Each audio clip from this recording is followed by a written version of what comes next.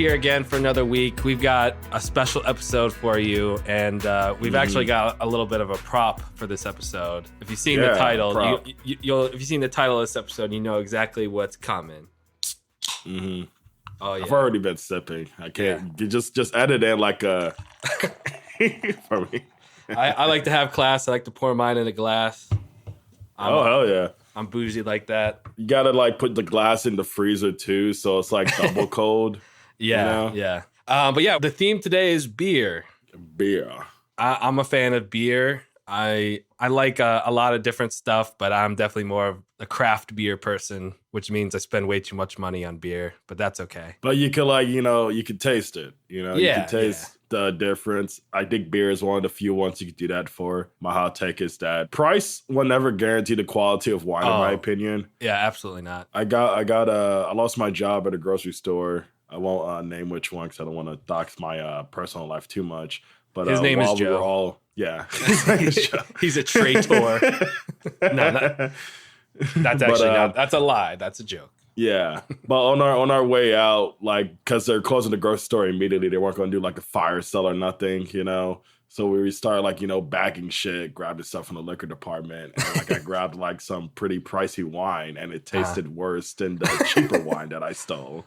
Yeah, I was like, this is stupid. What are we doing? Yeah, the whole wine thing doesn't make any sense. Yeah, no. Whereas beer, I noticed with beer, the most expensive beer I ever had in my life, I didn't pay for, someone paid for me. Pretty good beer. I'm currently drinking a Daisy Cutter, which is a local, I think Chicago, Illinois beer. It's a pale ale. Yeah, and I'm drinking Edmund's Oast out of Charleston, South Carolina. It's called Rise and Roll, baby. Yeah, and beer and music have an amazing relationship where beer has created great music and beer has made some good music even greater.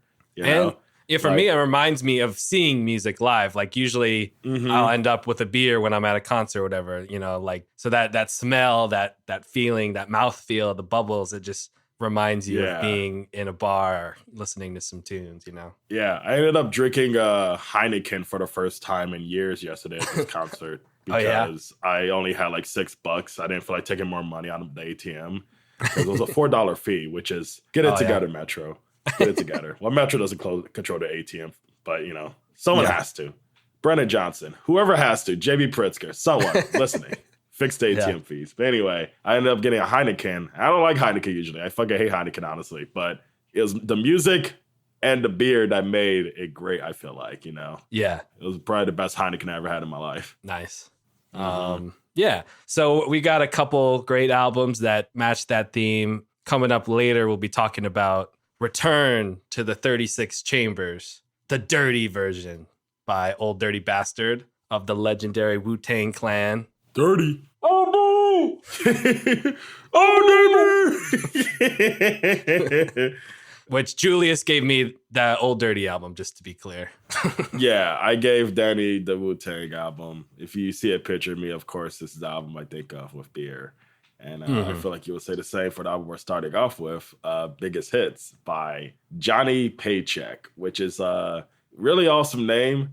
My favorite thing about that name is that it's a name that honestly a second grader would come up with. But when you hear the music and you see the picture of this, because it's a compilation album, right? It's not a album. Yeah. Yeah, it like matches completely. I can't imagine this guy being called anything else. Yeah, so Johnny Paycheck, where do we begin? I guess picking this album, I had a few different ideas for the beer theme, right? And but I really couldn't pass up the opportunity to talk about the guy who sang the song 15 Beers and Drinking and Driving and Colorado Kool-Aid, which we'll talk about later, is beer. Yeah. And not on this album, but he's got a song Beer 30. And just in general, a lot of his songs are about, honky tonkin' and raising hell and also being depressed in a bar and, drowning away your troubles with a beer or, whatever, whiskey. So yeah, that's where I came from. And I guess the reason why I picked this, and it's a compilation, as you mentioned, it's kind of hard with like albums from this era of country, right? Because a lot of them aren't really available. They were not, brought into the 21st century by getting a CD release or, anything like that. So that means they're kind of lost in the vaults and they're not on streaming. So what happens is like the catalogs will get bought up by some, record label, and they'll just get re-released. If you go scroll through Johnny Paycheck's like Spotify page, you'll see all these like albums that look like the covers were made in Microsoft Word. And, it's like just they got all the masters and they're just kind of putting them out willy nilly. And, they'll take a picture of them and just slap their record label logo on them. And they look terrible as far as the covers. And then they'll do like some other artists that they own the masters of, and they'll combine them together, like George Jones and Johnny Paycheck, David Allan Coe and Johnny Paycheck. Like, so if this guy didn't have decent mixing or engineering, he would just be the white Viper.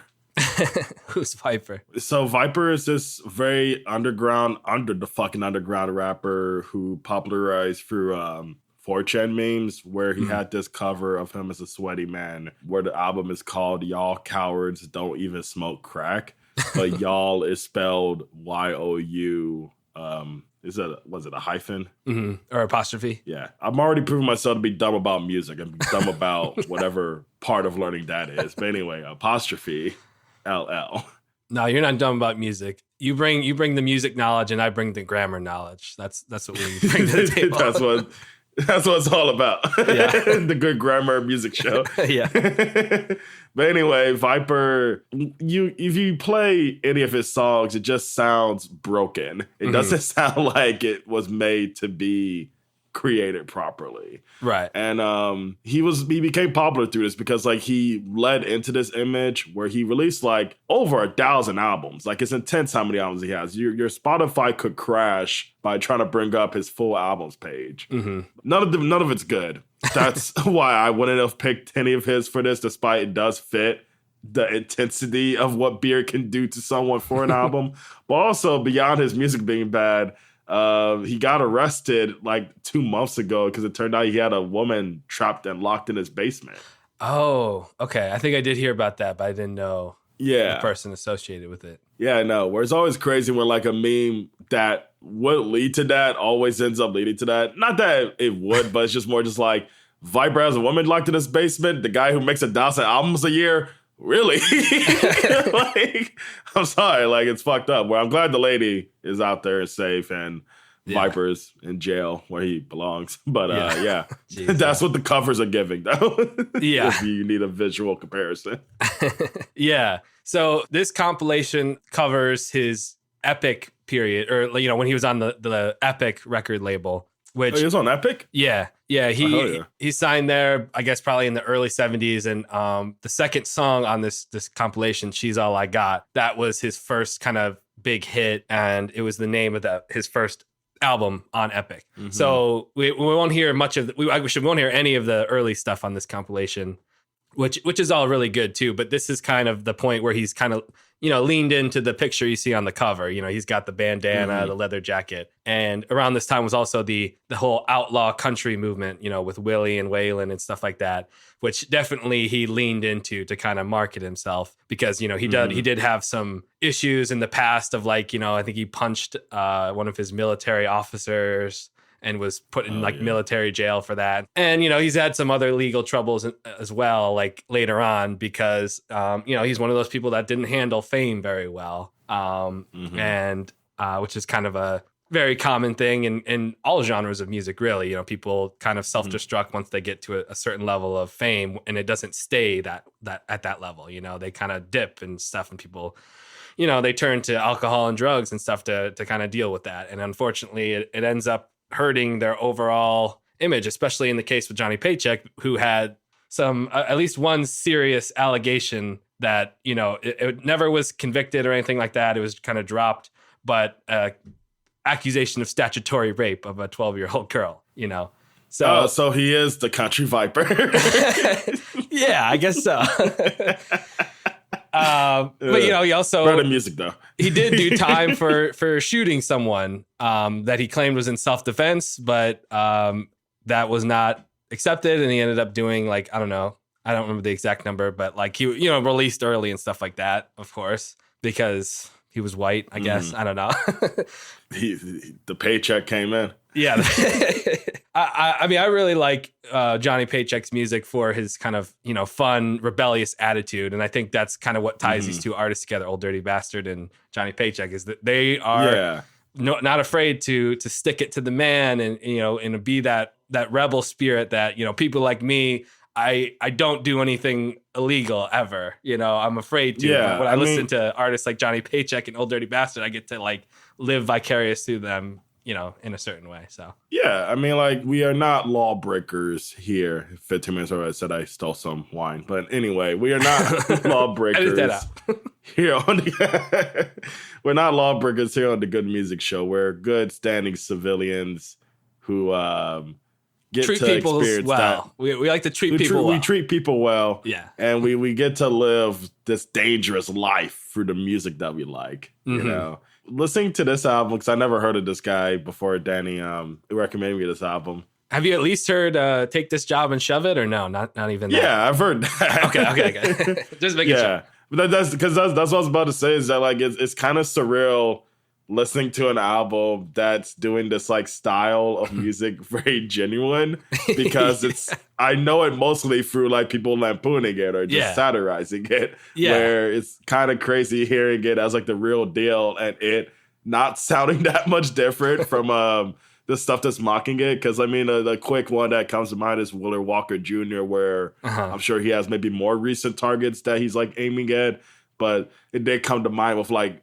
songs especially like Take This Job and Shove It, which is a really fun song, and I get why it has like so many listens, but it's also just kind of like, this is kind of made, this kind of absurdity is made to be like ridiculed in an interesting way. But it is like, I'm assuming this guy's like life that he's throwing into these records, because something I think is interesting with these two artists is that at least like from what you're telling me, especially from what you just told me about them, with music, a lot of us like to assume we can trust the artist to be what we're listening to. Like an artist who I bring up a lot on here because I'm a big fan of is JPEG Mafia.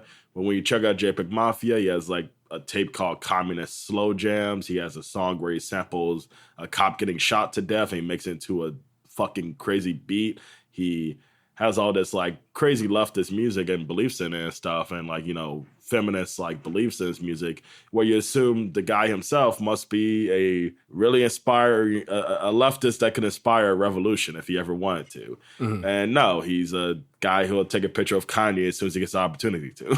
Where you kind of need to get used to that musicians aren't necessarily going to let you down, but are never really going to reflect or represent what you want from that musician because of what their music gives you. It's like finding out Dr. Dre never even smoked the weed before I don't think he even smoked the weed when he did The Chronic. I think it was like, like one of his co-producers or assistant producers, whatever he wants to call them, was just like, hey man, we never smoked weed yet. We should really try to see what it's about. And they did it, and it got better. Maybe we should smoke weed every day. Might as well. Yeah, whereas like with Johnny Paycheck and Old Dirty Bastard, you don't really need to like wonder. You only this kind of guy who is saying these kind of things on record and making this kind of songs and putting this amount of effort into making these songs could be what represents this whole thing. Because I mean, we'll talk more about it later, but like with ODB's album cover, it's his food stamp card, which like to even have that be your album cover is like such a transgressive thing, because it's outright taking something that's like considered ugly. Like I get like whenever I pull out my food stamp card at a specific grocery store, I get looks where they're like, ugh, you're here, where to make that your album cover on a label that I think is Elektra Records, which is like a big label in the 90s, it's like basically saying fuck you to distribution. It's fuck you to marketing. It's like, this is me, my life is ugly, my life ain't easy to look at. And I like that with the biggest hits, despite this isn't an album that says a compilation that's like, accumulation of all the stuff he put together, I'm assuming.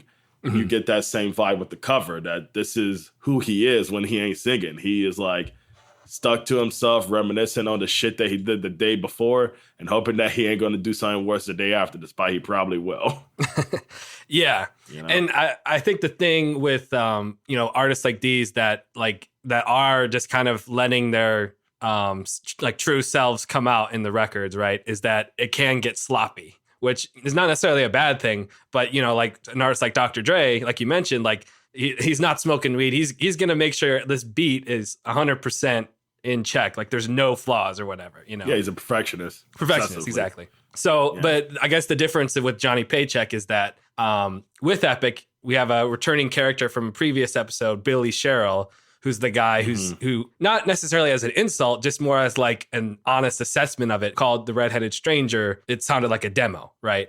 So these songs sound very perfect and, you know, put together because of Billy Sherrill. But Johnny Paycheck himself, when he's out on the road, that's where he gets sloppy. Like example that comes to mind for me is like on the Willie Nelson live album, it's called Willie and Family Live. Johnny Paycheck comes out for 2 songs and he literally forgets the lyrics to Take This Job and Shove It, his, you know, biggest song, right?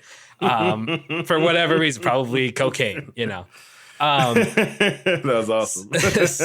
So yeah, that's where these two are different, is that, you know, these in the studio, he is being handled by a perfectionist, Billy Sherrill, and not only a perfectionist, but a guy who's trying to sell records. So he's also not afraid to do controversial things like the song "The Outlaw's Prayer," which honestly today sounds almost silly to say it's controversial, but like with the audience of country music in the 70s, he's basically calling out all these Christians for being hypocrites, you know, which that's attacking his base, you know. So it might not sound like it today, but back then it probably, you know, pissed some certain people off. That the song "Outlaw's Prayer," just a quick summary, it's a spoken word song or recitation song describing the tale of he's on tour. And he's just walking around the day after a show, and he finds a church, and he walks in the church, and they won't let him in because he's got long hair, a beard, and a big cowboy hat. They only want respectable folks in this church. So what he does is he like just kneels outside of the church and prays to God, and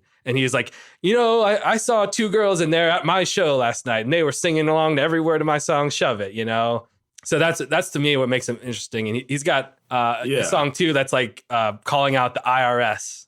Basically being like, you know, how come we poor people have to pay all the taxes and the rich people get away with it, you know, stuff like that.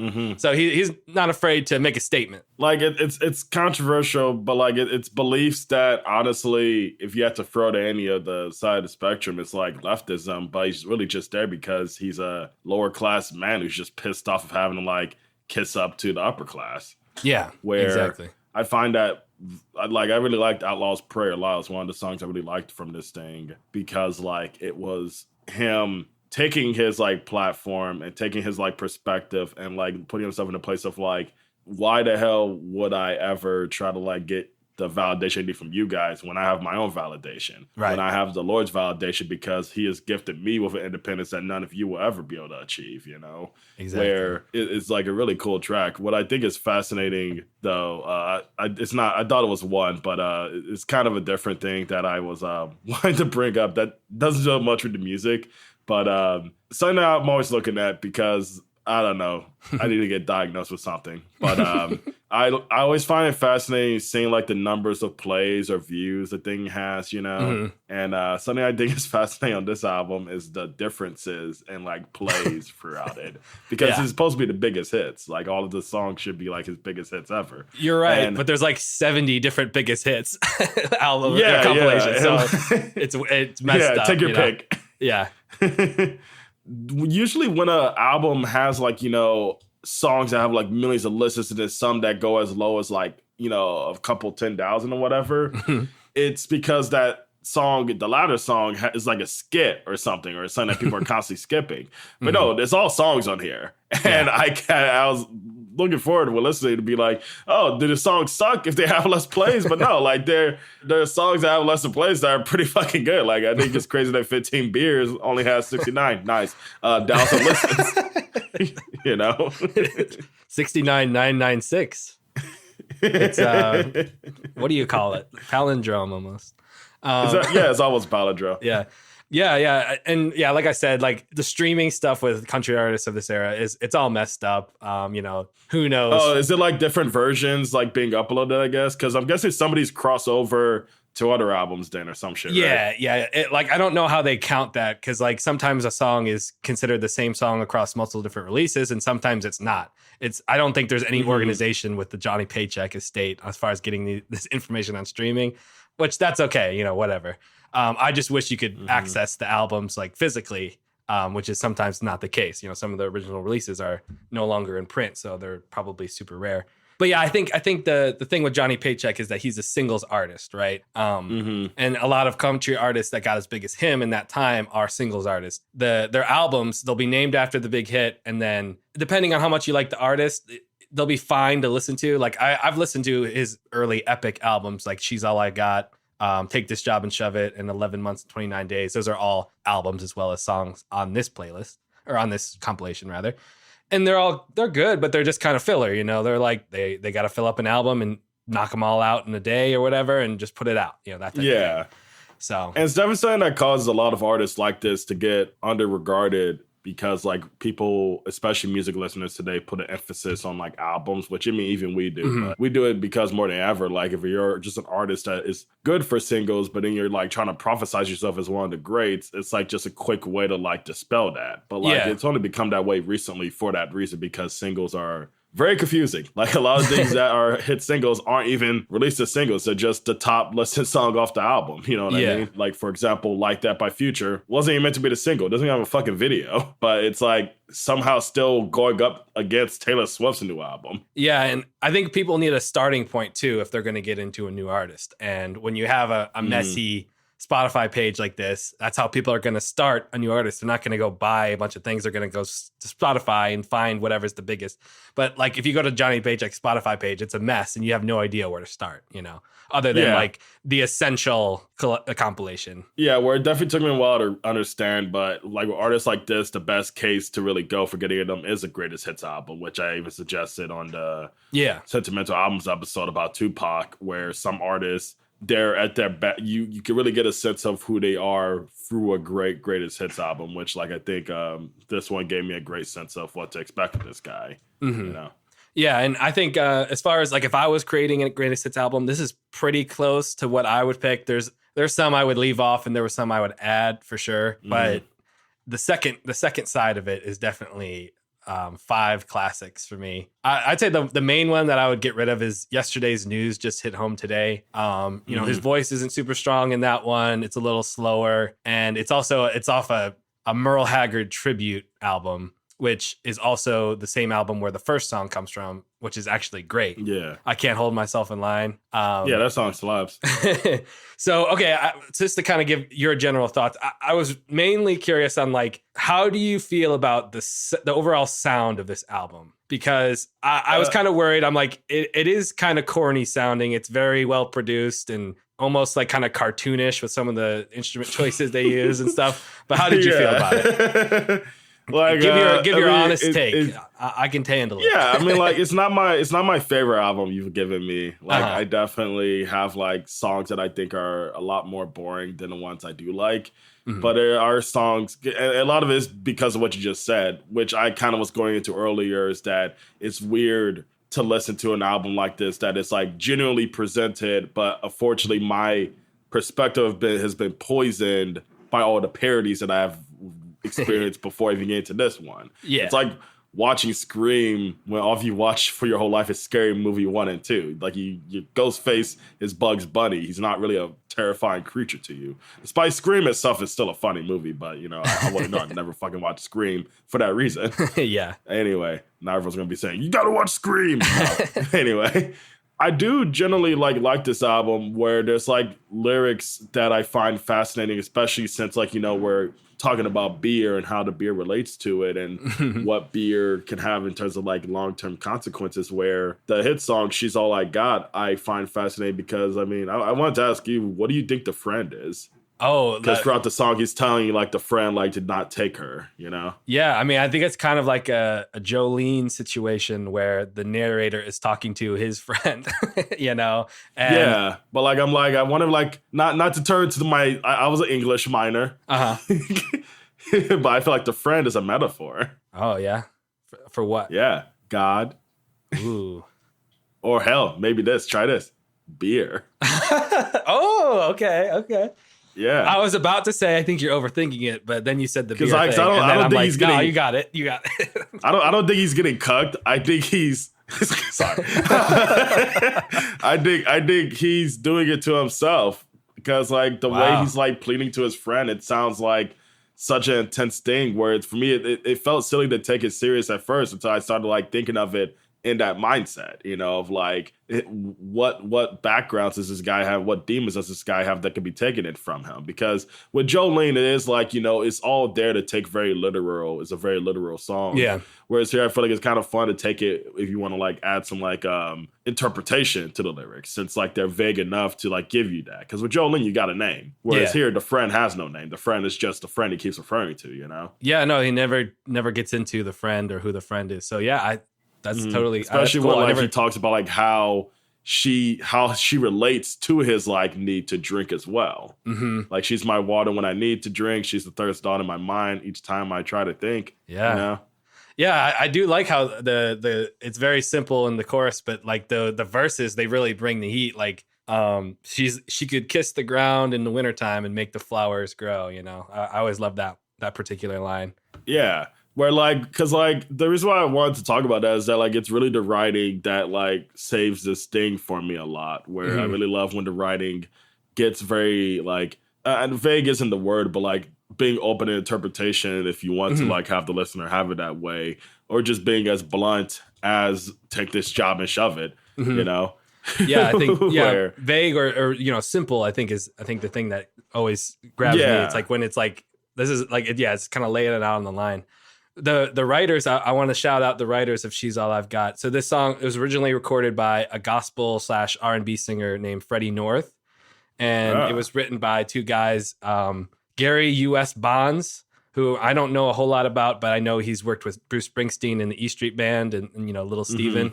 Oh, yeah. And Jerry Williams Jr., a.k.a. Swamp Dogg. Have you heard of Swamp Dogg? I have not. He's done a couple albums where he's collabed with the Bon Iver guy. Oh, Joseph Vernon? Yeah. Oh, yeah. And he like it's funny because he's like a pioneer in like country soul and stuff like that. And then he's put out these albums recently where he's got like the full on auto tune Bon Iver thing going on.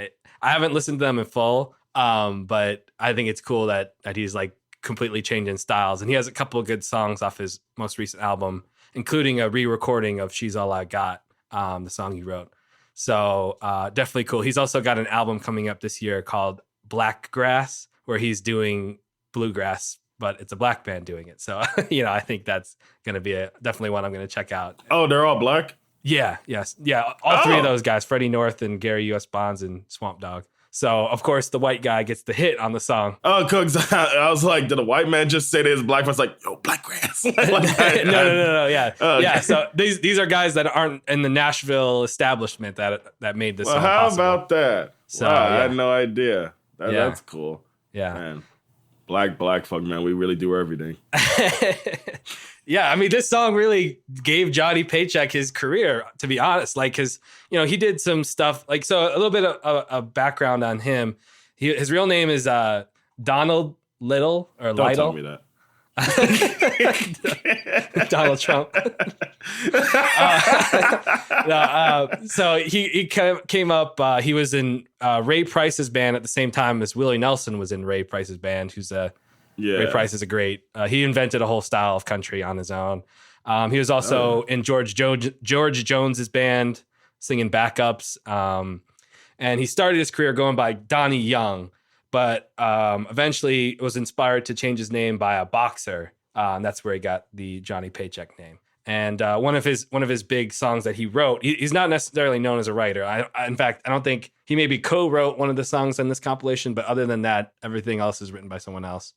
I should have assumed. Even Outlaw's Prayer? That might be the one he co-wrote. Okay. I'm pretty sure everything else. Well, hey, like, you know, like not to discount the writers, but when you're a hell of a persona, you can really bring yourself to any like thing of lyrics. I take that back. He's got co-writes on a few of the songs on here. 11 Months and 29 Days, Friend, Lover, Wife, which one of my favorite songs of his.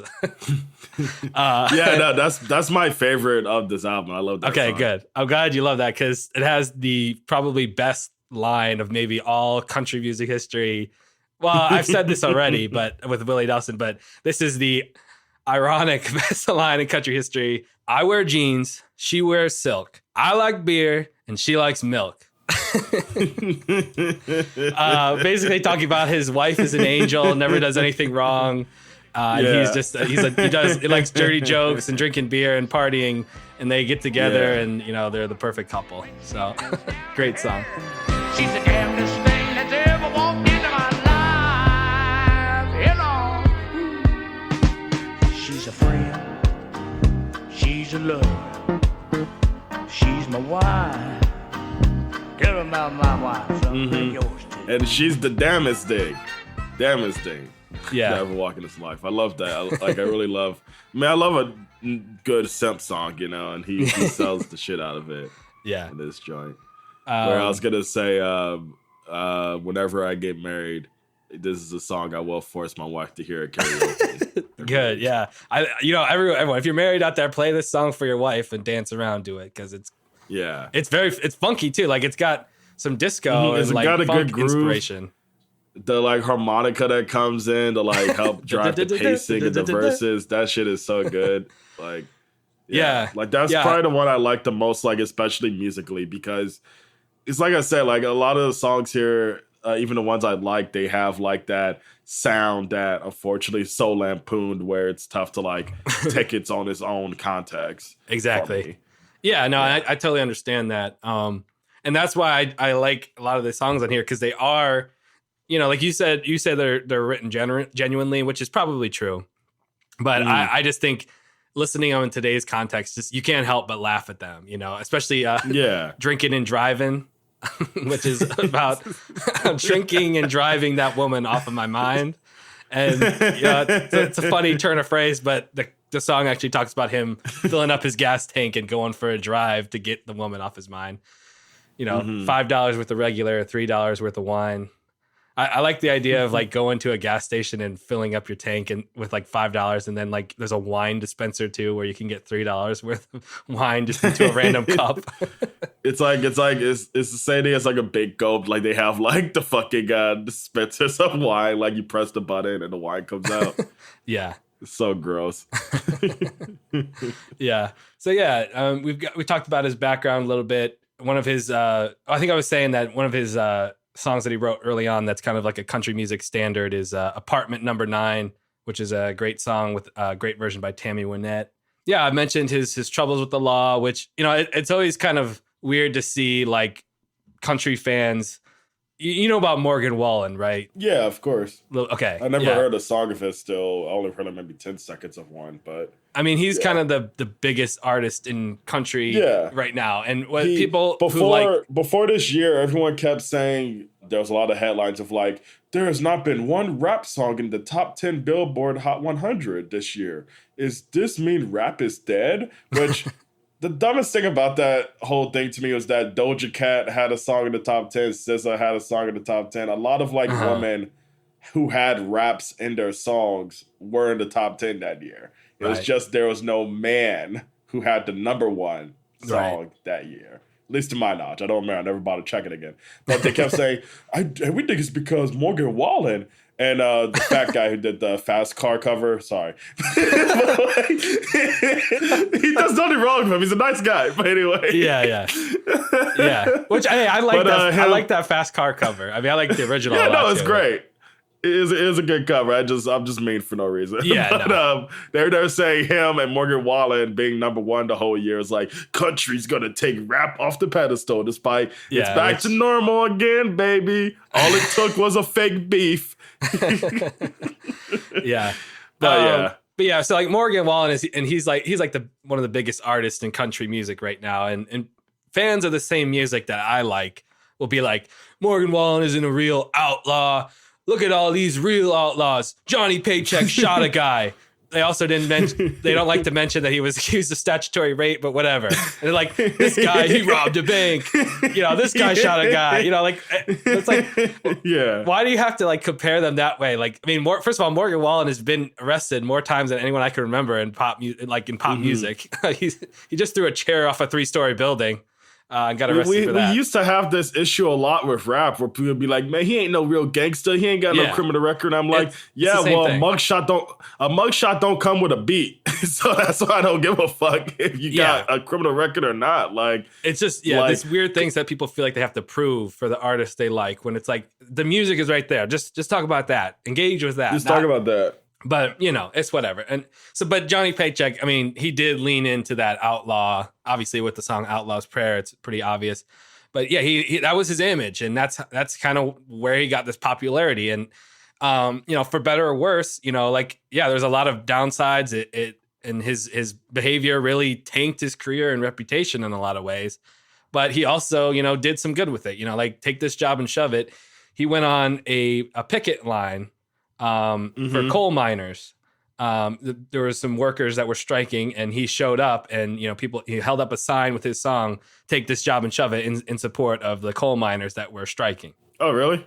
Yeah. There's a cool picture. I could actually pull it up, but "Take This Job and Shove It" is probably his biggest legacy at this point. So, it ends up being okay as far as if you look at the legacy. But yeah, there's always more to the story. And there's also, and as much as there's good stuff, there's also the bad stuff, right? So it's okay to acknowledge that. And, you can stand by the music, but that's all you got to do, right? You don't have to take it beyond that and try to take these people's personal lives and struggles and be like, this guy is more cool than this guy. But whatever. Yeah, because we're not doing any humanization for the victims that we're bragging the crimes about, because at the end of the day, with the Johnny Paycheck thing and statutory records, I didn't know about it until now. What sucks is that this 12-year-old girl who is now for all we know fucking 40 now, she will never get the humanization she deserves with that experience. She's just a footnote in this guy's long career. Exactly. And especially for the fans who want to keep bragging about it because Morgan Wallen hasn't bothered doing the same thing. To my knowledge, the only thing Morgan Wallen did was call a white guy the N-word. I don't know what else he's done. That's the big thing, right? And he got in trouble for that, but apparently he did his time, and now, and in fact, actually, people supported him because of that. He was sentenced to making 3 songs with a little Dirk. The worst punishment I could think of. Oh, hell yeah, that's a good picture. Yeah. Oh, yeah. It's always good to see stuff like that because, I mean, I'm not going to be the person who's like, oh, today's artists don't care enough. They don't care. Because right now, I don't, and this is going to be me fucked up. Feel free to give me shit for this. But I don't blame any artist right now who doesn't want to bother, because at least artists that we're expecting it from. Because hot take I've always had regarding the No Name and J. Cole beef is that while No Name ate him up and wasn't wrong with what she was saying, J. Cole, because for context, people don't know, No Name, who we talked about before on the spring episode, she called out Kendrick Lamar and J. Cole for being conscious rappers, but not saying anything or doing anything about the George Floyd boycotts, joining in or saying anything about it. And I forget if it was right before or if it was right after, but there was pictures that came out of Kendrick and J. Cole out there at the protests, at the marches and everything.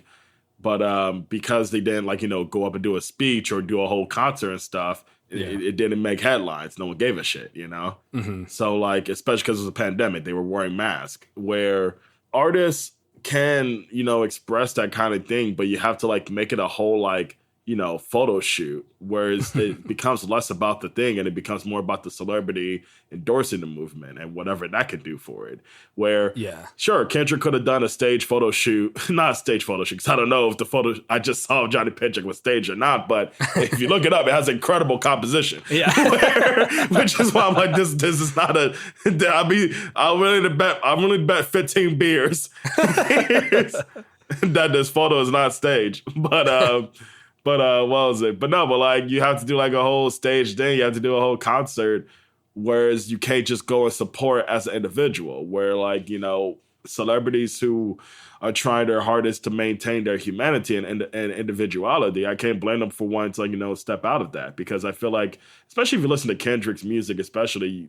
The guy is all about I don't want to be famous, I don't want to be a savior, blah blah blah. He's Paul Atreides in Dune Part 2. Shut the fuck up and just cause this genocide, dog. But that's what he's about, where it's kind of silly to expect that from any of these people now. But also, you know, if you have the platform, fucking speak up for something you believe in, which is why shout out to, not shout out, cool for Johnny Paycheck. Yeah, good for to him. be out there with the coal miners striking because of the things we already talked about way too many times. I won't say props to you, Johnny Paycheck. Yeah. Which, you know, again, like who knows whether or not that thing was true. Like it's worth acknowledging at the very least. Yeah. But It's an allegation that you have to like bring up. yeah, and it probably could have been avoided because if it's true that he was staying over at this person's house, I mean, that's already like, okay, you're crossing a line at some point there. But whatever. Yeah, no, exactly. And also, like, I mean, that makes him not even like the country Viper. He's the country Drake. Actually, no, he's better than Drake. Drake has never came out to any protest or strike or nothing. Yeah, I mean, I pretty much agree with you because it is hard as like a celebrity to kind of square that. Like, am I doing something to be good or am I doing something for the publicity? And at a certain point, no matter how hard you try to keep it secret, it's probably going to get out there, especially today. Yeah. Like, you know, I a couple of recent examples of, you know, like country artists that I think, you know, handled it as good as you could. In Kentucky, there was like a bunch of flooding recently, like the past few years. And like Chris Stapleton and Tyler Childers, who like, I know Tyler Childers grew up in Kentucky, but they like literally went to do the work of like hauling stuff around or, you know, bringing stuff to places that needed it, stuff like that without bringing a camera crew. Like, I mean, that's kind of the bare minimum, but that's what they did. And of course it was made public later by people who like, oh my God, that's Chris Stapleton. Oh my God, that's Tyler Childers. They're helping out. So like, you know, the word's going to get out. So, and I think, my personal philosophy, I wish everyone had this, is that, you know, everything you do, there's no such thing as 100% altruism, right? Like you're Especially doing when it. you have like money to get out of it. Yeah. I mean, or even just on a basic level of like, I just want to feel good for helping someone, right? Like you can't deny that there's 0% of you just wanting to feel good for doing something right, because it does, you know, doing the right thing does make you feel good. I mean, having to experience the, you know, everything with George Floyd through social media as like a young millennial, it was insane seeing how many people wanted good boy points during that whole season. They weren't even caring about defunding the police. They weren't even caring about making an actual stance, making an actual change. They just wanted to prove to everyone, I'm not racist, and I'm also not just racist, I'm cool. Yeah. Or when that does nothing for anybody. It does nothing for George Floyd's family. It does nothing for anyone Exactly. who's still locked up. It does nothing for the people who are getting beat by cops every day. All it does is make you feel better, which, you know, if you need that, that's fine. But it sucks that you're making this issue all about you, you know? Yeah. And to me, what's even worse is like when people try to like be like, I'm better than them, or this person's not good enough for me, you know, like where they're like making where it it about becomes the other all a people. competition. Because that happened at the last Oscars where people were either wearing a ceasefire now button, but then there were some people who were wearing like buttons of the Palestine flag, where people were like, oh, the ceasefire button means nothing if you're not wearing the Palestine flag. And I'm like, none of it means nothing if you're not bleep this part out, any government official who is like contributing to this genocide right now. Where my thing is, I'm when it comes to genocide, I'm past buttons. Yeah. You know, I'm past A$AP Rocky wearing underwear that's the color of the Palestine flag. We need to be doing more. Yes, we need to be doing more as a people and as people with platforms to get this done. And trust me, I'm just one motherfucker. I shouldn't be talking shit. I can fly over there myself and try to take care of business, but I can't. So I'm just going to sit here on my podcast and complain about it because I'm tired of everyone trying to like get a whole hero aspect out of it. Anyway, this is the beer episode. I'm going to go crack another one. Any other songs that you want to point out that you liked or didn't like? Or yeah, I mean, I wanted to hear more from you about Colorado Kool-Aid because you brought that one up earlier. Yeah. Because I thought that one was pretty sweet. Yeah. I mean, I think this is one that if you haven't heard, you need to listen to it because it's a story, another spoken word recitation song with this a lot of great punchlines in it. So now's your chance. Go listen to it before we talk about it. It's just a classic slow country beat. I guess the country version of a slow jam. Like it has the walk ups like dong dong dong dong. You know. Yeah. And it's just a story about a couple guys in a bar, And the implication is that there's a couple of racists in the bar, and the narrator, we'll call him Johnny Paycheck. He's there with his Mexican friends, and these hooligan racists come up to the Mexican guy and spit beer in his ear. And so in response, the guy who got beer spit in his ear slices off his whole ear, including the sideburn, which again, like, I don't really, this song to me is just like, it's funny. It's darkly funny. That's the whole point of it, right? And that's what I like about Johnny Paycheck in general, is that he can have this sense of humor while just kind of being like, it's just whatever, we got into a bar fight. It's a real fun track. A guy's ear is on the floor, Yeah, where it paints a real vivid story of debauchery and violence, where I like it because with the title, I wasn't sure what to expect. I thought it was just going to be about how to make Kool-Aid in Colorado. Yeah. But no, Colorado Kool-Aid's not even Kool-Aid. It's just beer. Yeah, it's just beer. It's made from a fresh Colorado stream of water. Yeah. I didn't know they streamed beer in Colorado. Well, that's where Coors is from, right? Colorado. Oh, really? Yeah, I think they're specifically talking about Coors beer in that song. In fact, yeah, he says, what's a Colorado Kool-Aid? Well, it's a can of Coors brewed from a mountain stream. So set your head on fire and make your kidneys scream. So, which I don't think is true for modern day Coors, at least. Yeah, Coors is definitely... It's mostly water. I don't want to know. Let's just say that. I don't want to know how the fuck they're making any, like, huge beer brand now. Yeah, I don't know. I think it's just what you're used to type thing. You grow up with it. That's what you get.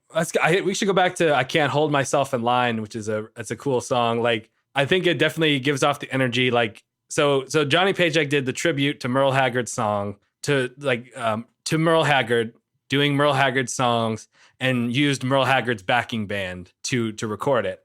And he also featured Merle on 3 other songs. And one of those songs is "I Can't Hold Myself in Line." This song is what I like about country music too, because it's so laid back. It's got a tight groove. Great musicians on it. And shout out specifically to Merle's saxophone player, Don Markham, who shouts out all the all the musicians on the track too, which is something like Bob Wills would do, one of Merle Haggard's inspirations, and like literally calling out the people to do the solos, oftentimes completely on the spot, especially in the live performances. It would be totally improvised. Like, now it's your turn to do a solo, do it. And they would be good enough musicians that they can perform every single time.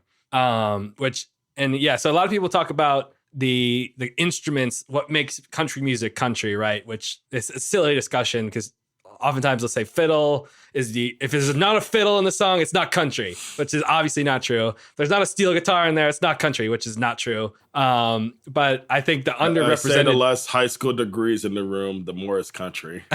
Exactly. Sorry.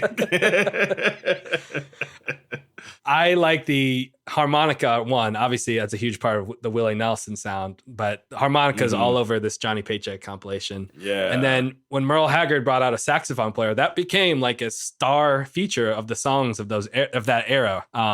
When he introduced the band with the saxophone player. So I just find that really cool. Yeah, no, where like, I mean, whenever any music lets instruments that are tied to other genres come in, all it does is just amplify the quality of that genre, Yeah, where exactly. To let a genre be like determined fully by what the beat is supposed to sound like is not going to do anything for anybody. I mean, a big thing everyone keeps saying now is like, man, you just rap over jazz. I'm like, that makes you look bad.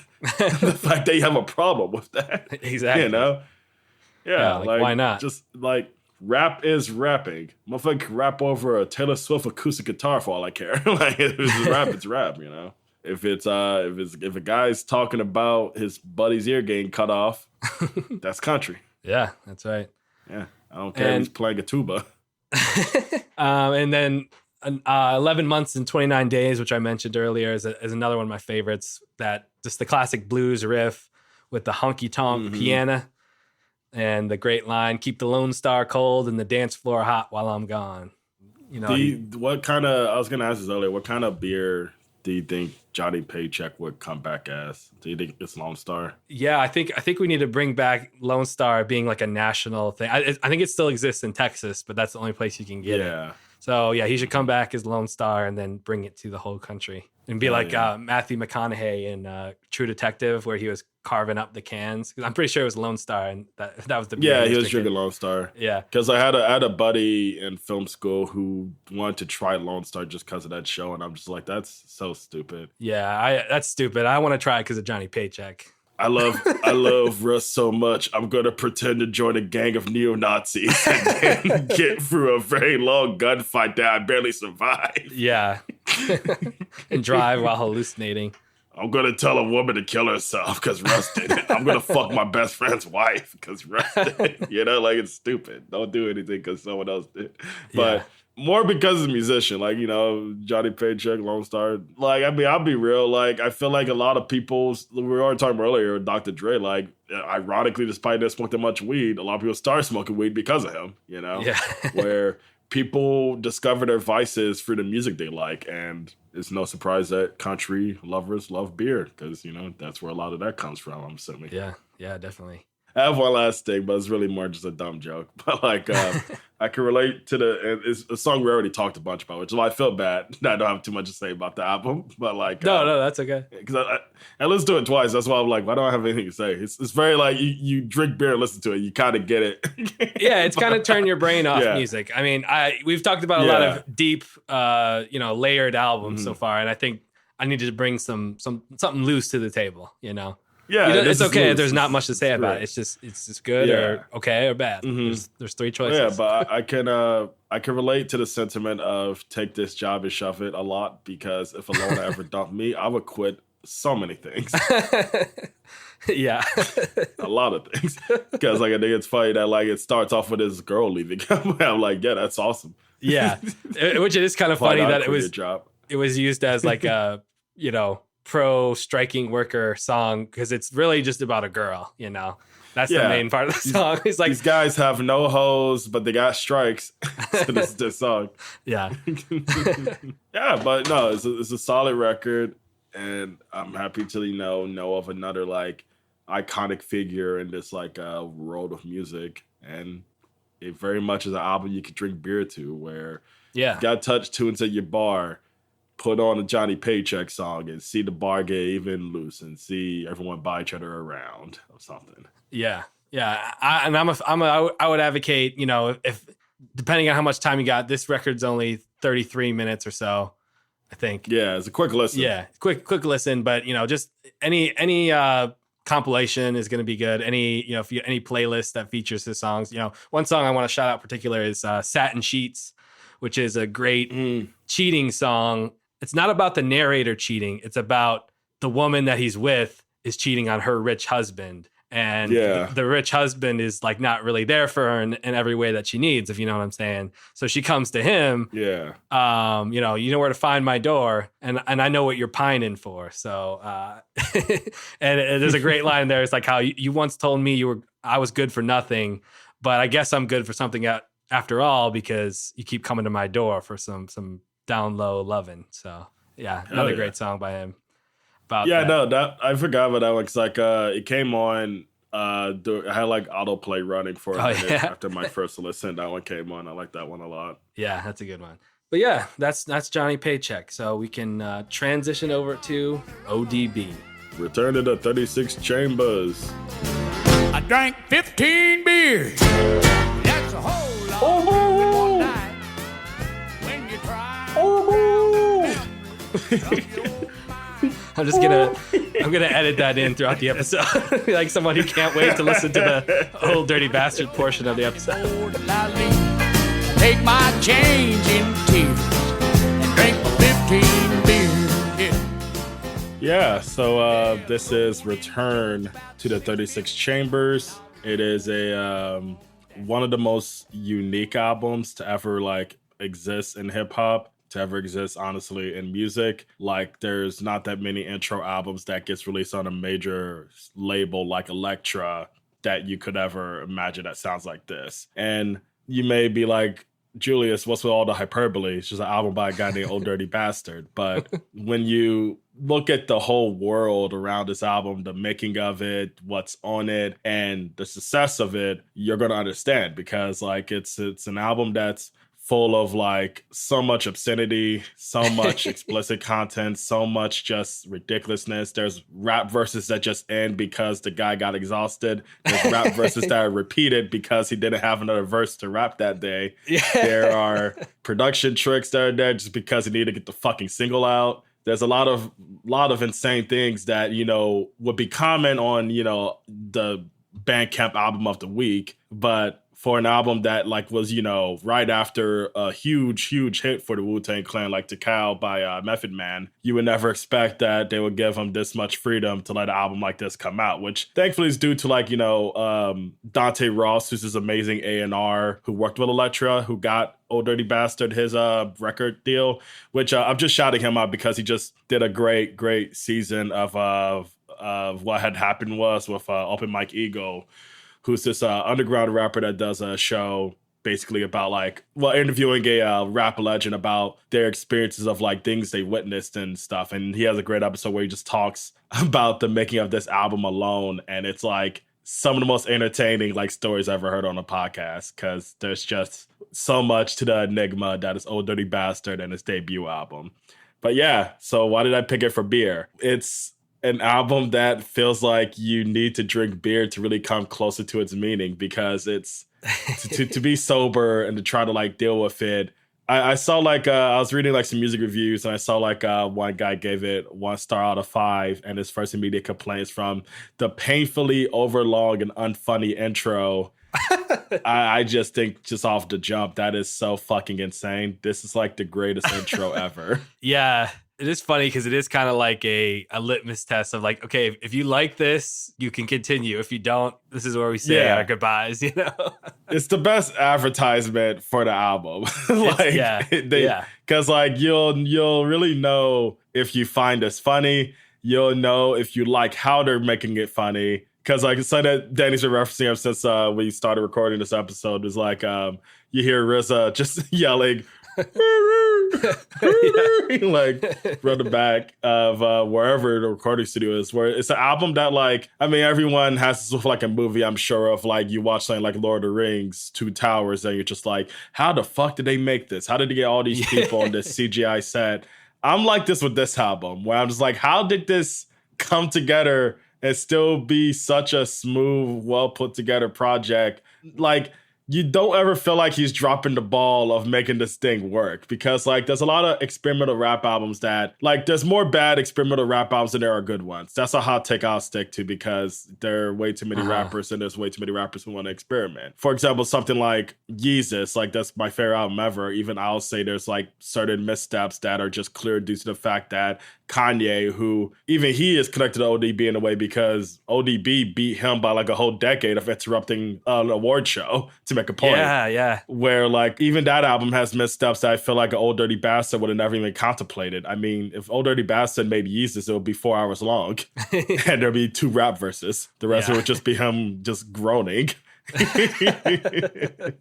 in pain. Yeah. But no, back to this intro. It's like so funny. It's like there's a lot of bits that like I think about a lot. Like he's building up a whole thing of like introducing himself, and for whatever reason he decides to go with a bit of like calling himself the old dirty doggy, and then he's like, oh shit, it's like where is this bit even coming from? Or and like this intro assures you that like regardless of how much you just can't listen to someone who is like this much of an outsider with this much of a budget, he assures you that he is a natural entertainer. And there are going to be bits on this album that you wouldn't get from any other kind of person, which is why, like, I got to speak this highly of it, because I still think to this day, like, everyone's like, who's the new Pac? Who's the new Biggie? There would never be another ODB, and that is so fucking sad. Like, yeah, because this album will pretty much show you why. But anyway, beer. You got to really be drunk to really get it. And I feel like this album really stays in that state of mind, you know? Like, would you agree, Dan? Like, did it kind of like hit you immediately of like why I said beer, or did it take a second? No, it did. It really did. And partially too, because like, this is like a side note, but like the picture on this cover of him, of his food stamp card, the photo of him was used on t-shirts by this barbecue place that I've been to in Charlottesville, Virginia, which I'm assuming unlicensed use of his image on their barbecue joint merch, which it works weirdly, it's like it's a cool picture, but like it just always fascinated me, like, wait, like who's that guy? And then I figured out who the guy was, and I was like, wait, like, is this allowed or what? Is this just like it's one of the rawest things ever, because I mean, welfare comes up a lot on this album. I mean, one of my favorite lines is excuse my French, came out the pussy, I was on welfare. I'm almost 30, I'm still on welfare. And it's like not clever at all, but it just tells you who this guy is, what his life is, and like, and the cover being his food stamps card is like such a raw thing to do in your major label debut, because this is a moment where this is a decade where everyone was trying to like have the most eye-catching album cover, so that you can go to your CD shop or wherever you went in the 90s to buy music. Not my generation, I was iTunes. But like this thing stood out from everyone else because we were in the bling era yet. Like P. Diddy wasn't like forcing things to be in that aesthetic, but rap was still definitely like, you're trying to be the coolest motherfucker in the room. Yeah. And this guy is saying, I got the rawest album in the world and I'm on food stamps. What's keeping you from this? Like, I got that government cheese in my fridge. And something that I think is still amazing, like one of the greatest things I watched was there's a MTV News segment where they follow Old Dirty Bastard near the release of the album, and he rides in a limousine with his children to go pick up his food stamps. Yeah. Like rides in a limousine. Like it's insane. Like it's an insane segment. It's hilarious. And of course, immediately after the segment aired, his caseworker ended all of his food stamps. Which I think is just amazing that he still had it, because this is like 2 years in of being like a famous rapper, basically. Right. Yeah. I did a little reading, and I found a Pitchfork review of this album, which, I did think they made some good points in it, though. Like that video is basically like proving the flaws of the system that, people have to live through every day, Yeah. Like the fact that this could, slide in the current system is like, what do you want me to do? Like, you're the ones who's in charge of this, like. Yeah. Like how's this his fault? He's taking advantage of a system that's failed him, even despite he's coming all the way up from it, It's kind of exciting to see a rapper this early who's like choosing to be like, I forfeit all the things that Fame wants me to be because I will remain myself, because exactly he thinks he's perfect, and he is perfect. He's ODB. Yeah, and he has a line too to go with the still on welfare thing. He's like, I'm gonna get paid truthfully or untruthfully. You know what I mean? Yeah, and that was a big thing he was all about, was that he was like very against the record executives. Like his phrase of word was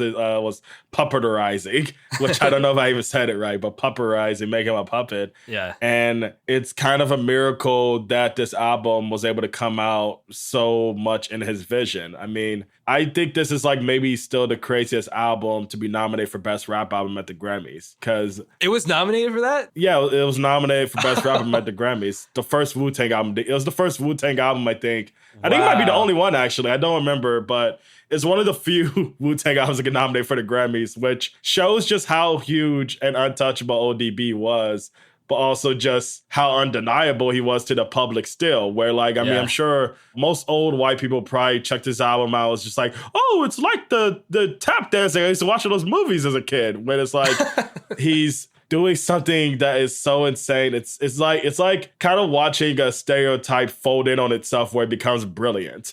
In a most outrageous way, because this guy is not one-dimensional. He's forced you to look at the ugliness of the setting you forced him into, where his only way out is through entertainment. It's really great. Yeah, and the theme with everything I know about Wu-Tang in this album too is like, there's no world where this should work. Like, this should all, like, the Wu-Tang Clan in general, like, this album, like, it shouldn't work, but it happened, and it's there, and a lot of, something we'll talk about later is that, like, the Wu-Tang Clan, it didn't work. They had a lot of issues that came up. But this album is just like, it's just impressive. It really is. Yeah, and it's really great that they came out with it so soon, because this was only like I said, like only a year or so after their first group album, where it was the second solo album to come out, where it still like has an energy similar to that first group album, because I love Wu-Tang to death. We'll talk about it later, of course. The albums after this one, they become more conceptual, they become more like cinematic, where this one has such a like unhinged structure to it, where I mean, I still think it's so funny that Shimmy Shimmy Y'all was as big as it was as a single, and that's like the second song of the album, of course. I could do a whole episode about music that got me in trouble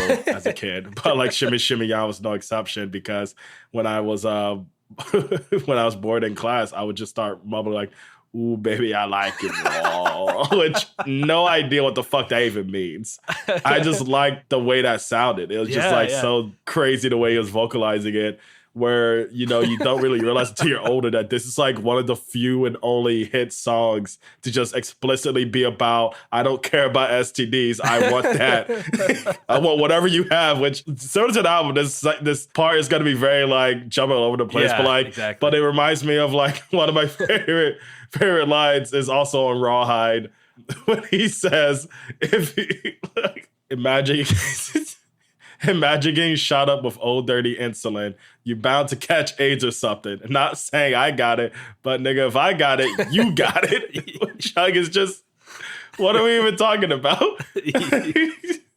But anyway, like Shimmy Shimmy Y'all is like so insane that like is a hit song, and that was allowed.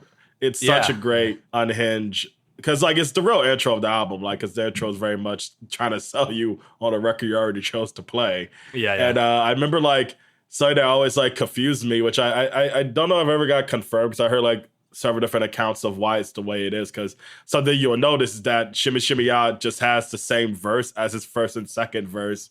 And he also has like an assistant producer credit, where I heard that he got that producer credit because they were like, the record label's like, ODB, we can't release a single with one verse. It was before the days of SoundCloud where a rap song needed like actual structure to be a single. Like either a DJ is scratching the shit out the record, or you have like 3 more verses, and he just added him that reverse sound effect, you know, after the second hook. Yeah. That's him. He was like, let me give it a try. I can figure something out. And he just reversed the beginning of the first verse and then just put another take of the first verse on it and shipped it out like that, which is like so fucking funny. Because to any musician, to any aspiring rapper, this is like, you can see this is like, this is fucking lazy. He doesn't have no respect for the craft. It's like he understands what his craft is and who his audience is, and that's like so awesome to see that kind of awareness, because this is an album that, like I said earlier, it has a lot of like verses repeating through it. Because it's like, for me, living in Chicago, I got to like, you know, witness a lot of interesting drunk people. And it reminds me so much of like this one guy who would hang around like, not at my high school, but nearby my high school. He would try to rap for people, and he would just do like, he had like 3 verses. You never really knew which one you were going to get when you saw him. And this album catches that a lot, because he uses a lot of verses throughout, where Brooklyn Zoo, which is a whole other masterpiece of a song. I remember even being enthralled by that as a kid, because it has that one long verse, and then the rest of the song is just him shouting that hook at you, which, once again, how is this a hit? This is fucking insane, you know? It's very unhinged. Yeah, it is really just crazy that this was as popular as it was. Because it is, you know, like, I mean, to give my kind of overall thoughts, like, because, okay, so like the end of the album officially is Cutting Heads, right? Yeah. And on streaming, they add the 3 bonus tracks. Well, actually, on the version you sent me, there was only 2 for some reason. Dirty Dancing and Harlem World. Yeah, which that's the thing I kind of stick to still, that I don't really consider bonus tracks to be part of an album, where I critique them separately from the album personally, where I don't have too much to say about them. They definitely feel like bonus tracks. Like, they definitely feel like they were cut for a reason. Because even without them, like I would say after Drunk Game, you got a 5.5 minute song and a 7, almost 7.5 minutes. So like it definitely starts to get like all right, like it's maybe a little bit too long for me, but it closes with the great song with RZA where they're, you know, trading verses and stuff. And it also like that song sounds different too. Like, and to go back to the idea of beer, like I definitely thought of this as like, it has that sound of like, it was recorded in a basement, right? But you could also like picture it being recorded in a garage. Like, you know, me and the boys are going to the garage and we're going to rap and drink beer, you know? Yeah, no, I think it's kind of like Cutting Heads has always been one of my favorite outros for that reason. Like it settles the album up without needing to peak anymore, because it really does peak with the two songs before through like how unhinged both of them are.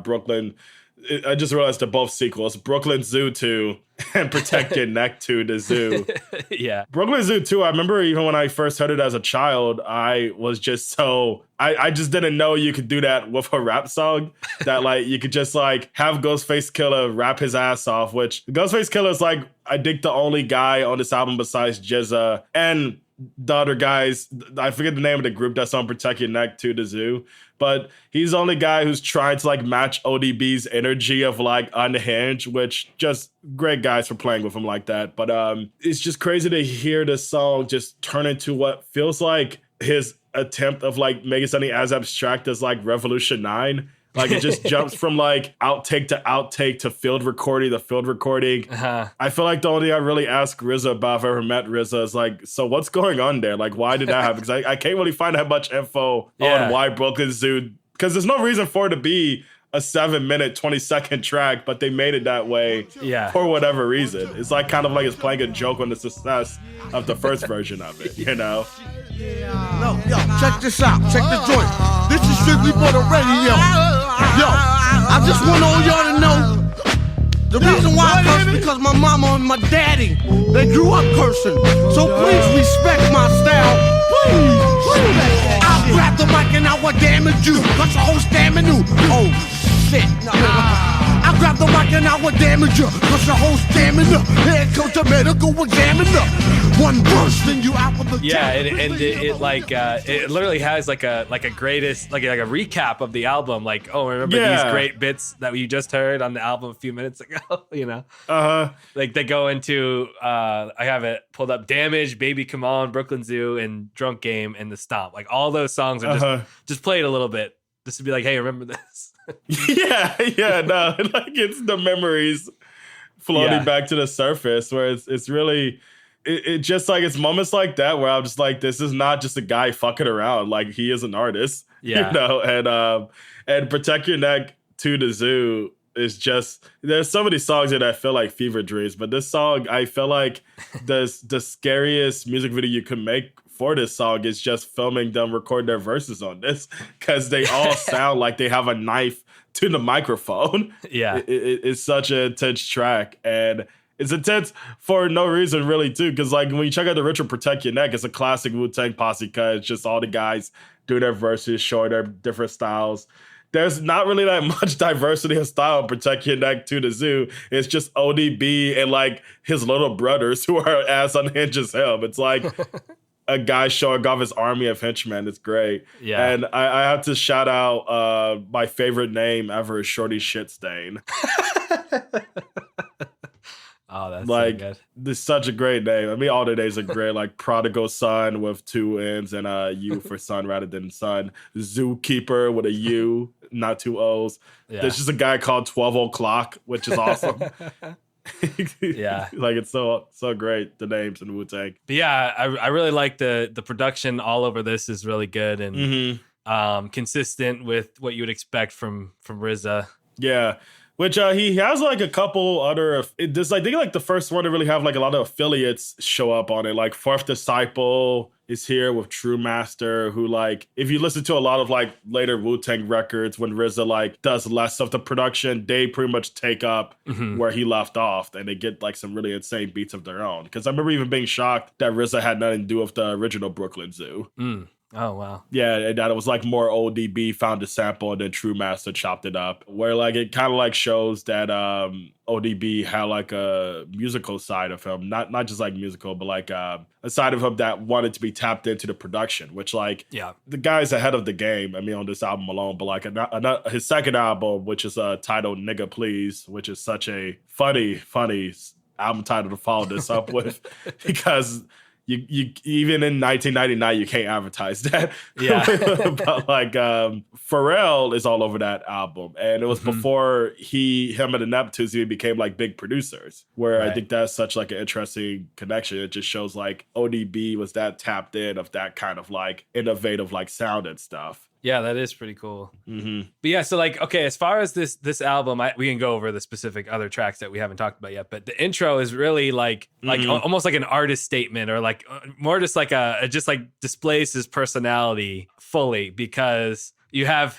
him as himself in like as like a kind of a bumbling guy introducing ODB. Like he's like, oh, this is Russell Jones.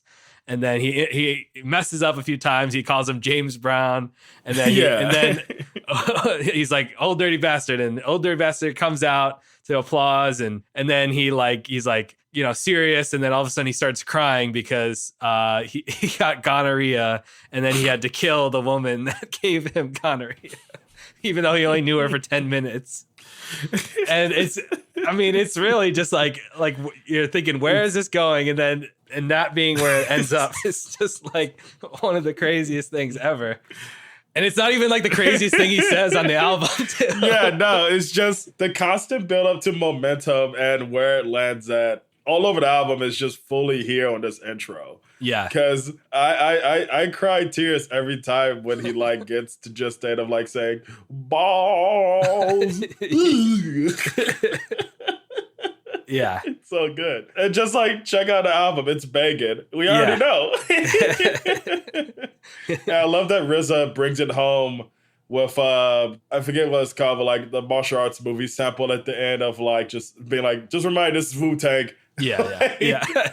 This is still Wu-Tang. They all agree, like, you know, I watched the Showtime documentary, and they all agree that ODB was the genius, you know, like they're like looking to him and, you know, like for whatever he wanted to do.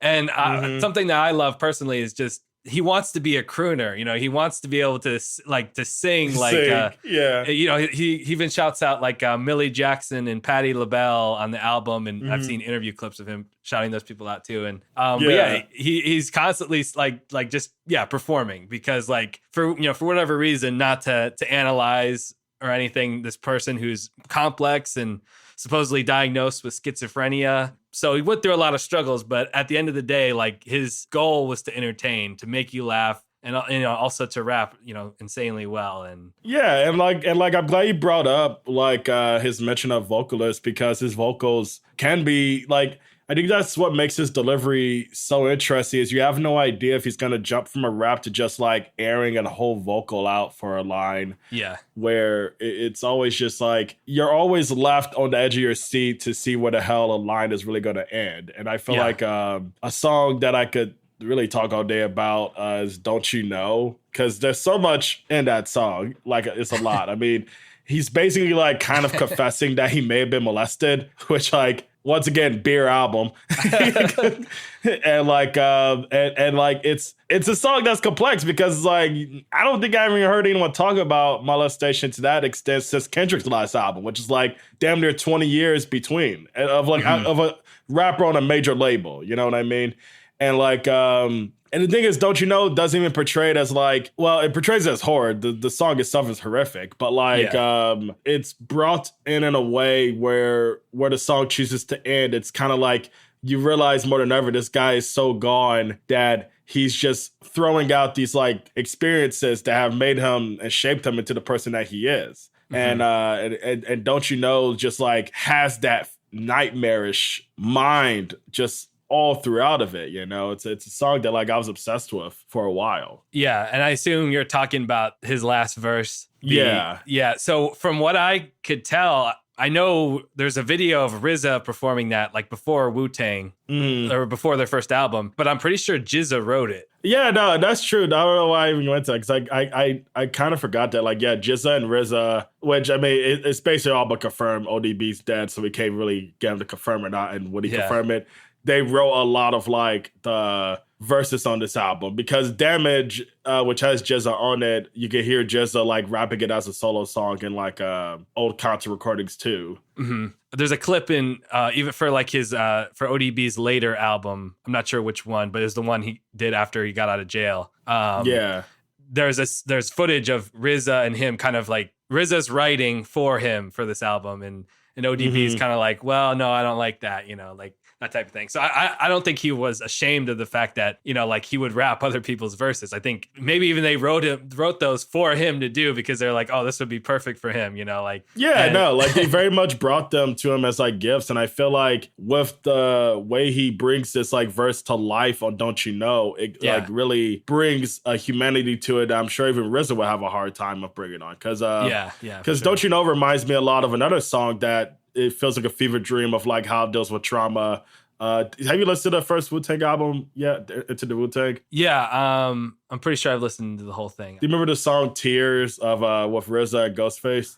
Yeah, let me look up the lyrics to familiarize. It's like one of the last two songs, I think. That song always stood out to me as well in a similar way, where like the first verse is RZA detailing a day in the summer. He basically witnesses like his little brother getting shot to death, and like it's after a whole verse of like bragging of like, oh, I'm in this culture, we're no one can touch us and stuff, and then he finds like a thing very in tune and personal to his like sense of humanity like taken from him from this life, you know. And then the second verse is Ghostface talking about how he almost got STDs. And like I felt like there's a similar thing with Don't You Know being about like, you know, a very traumatic thing but portrayed in such a nightmarish way. And then you have Killer Priest who just hops on the track for like 30 seconds rapping about, I don't even know what he's rapping about anymore, but it's not anything in relation to it, where I think it's kind of funny that the guys just hop on tracks like this and just be like, hey, I gotta bust a verse to this.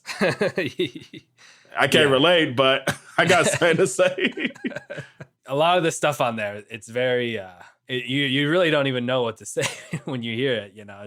It leaves you speechless, which is why I feel like not that many people go into like talking about those songs, especially for these albums, because with Wu-Tang, the albums are full of personality, from like the samples to the sound effects they bring in from these martial arts movies. Yeah, it's always interesting when this personality leads to stuff that has like a huge dense sense of gravity to it.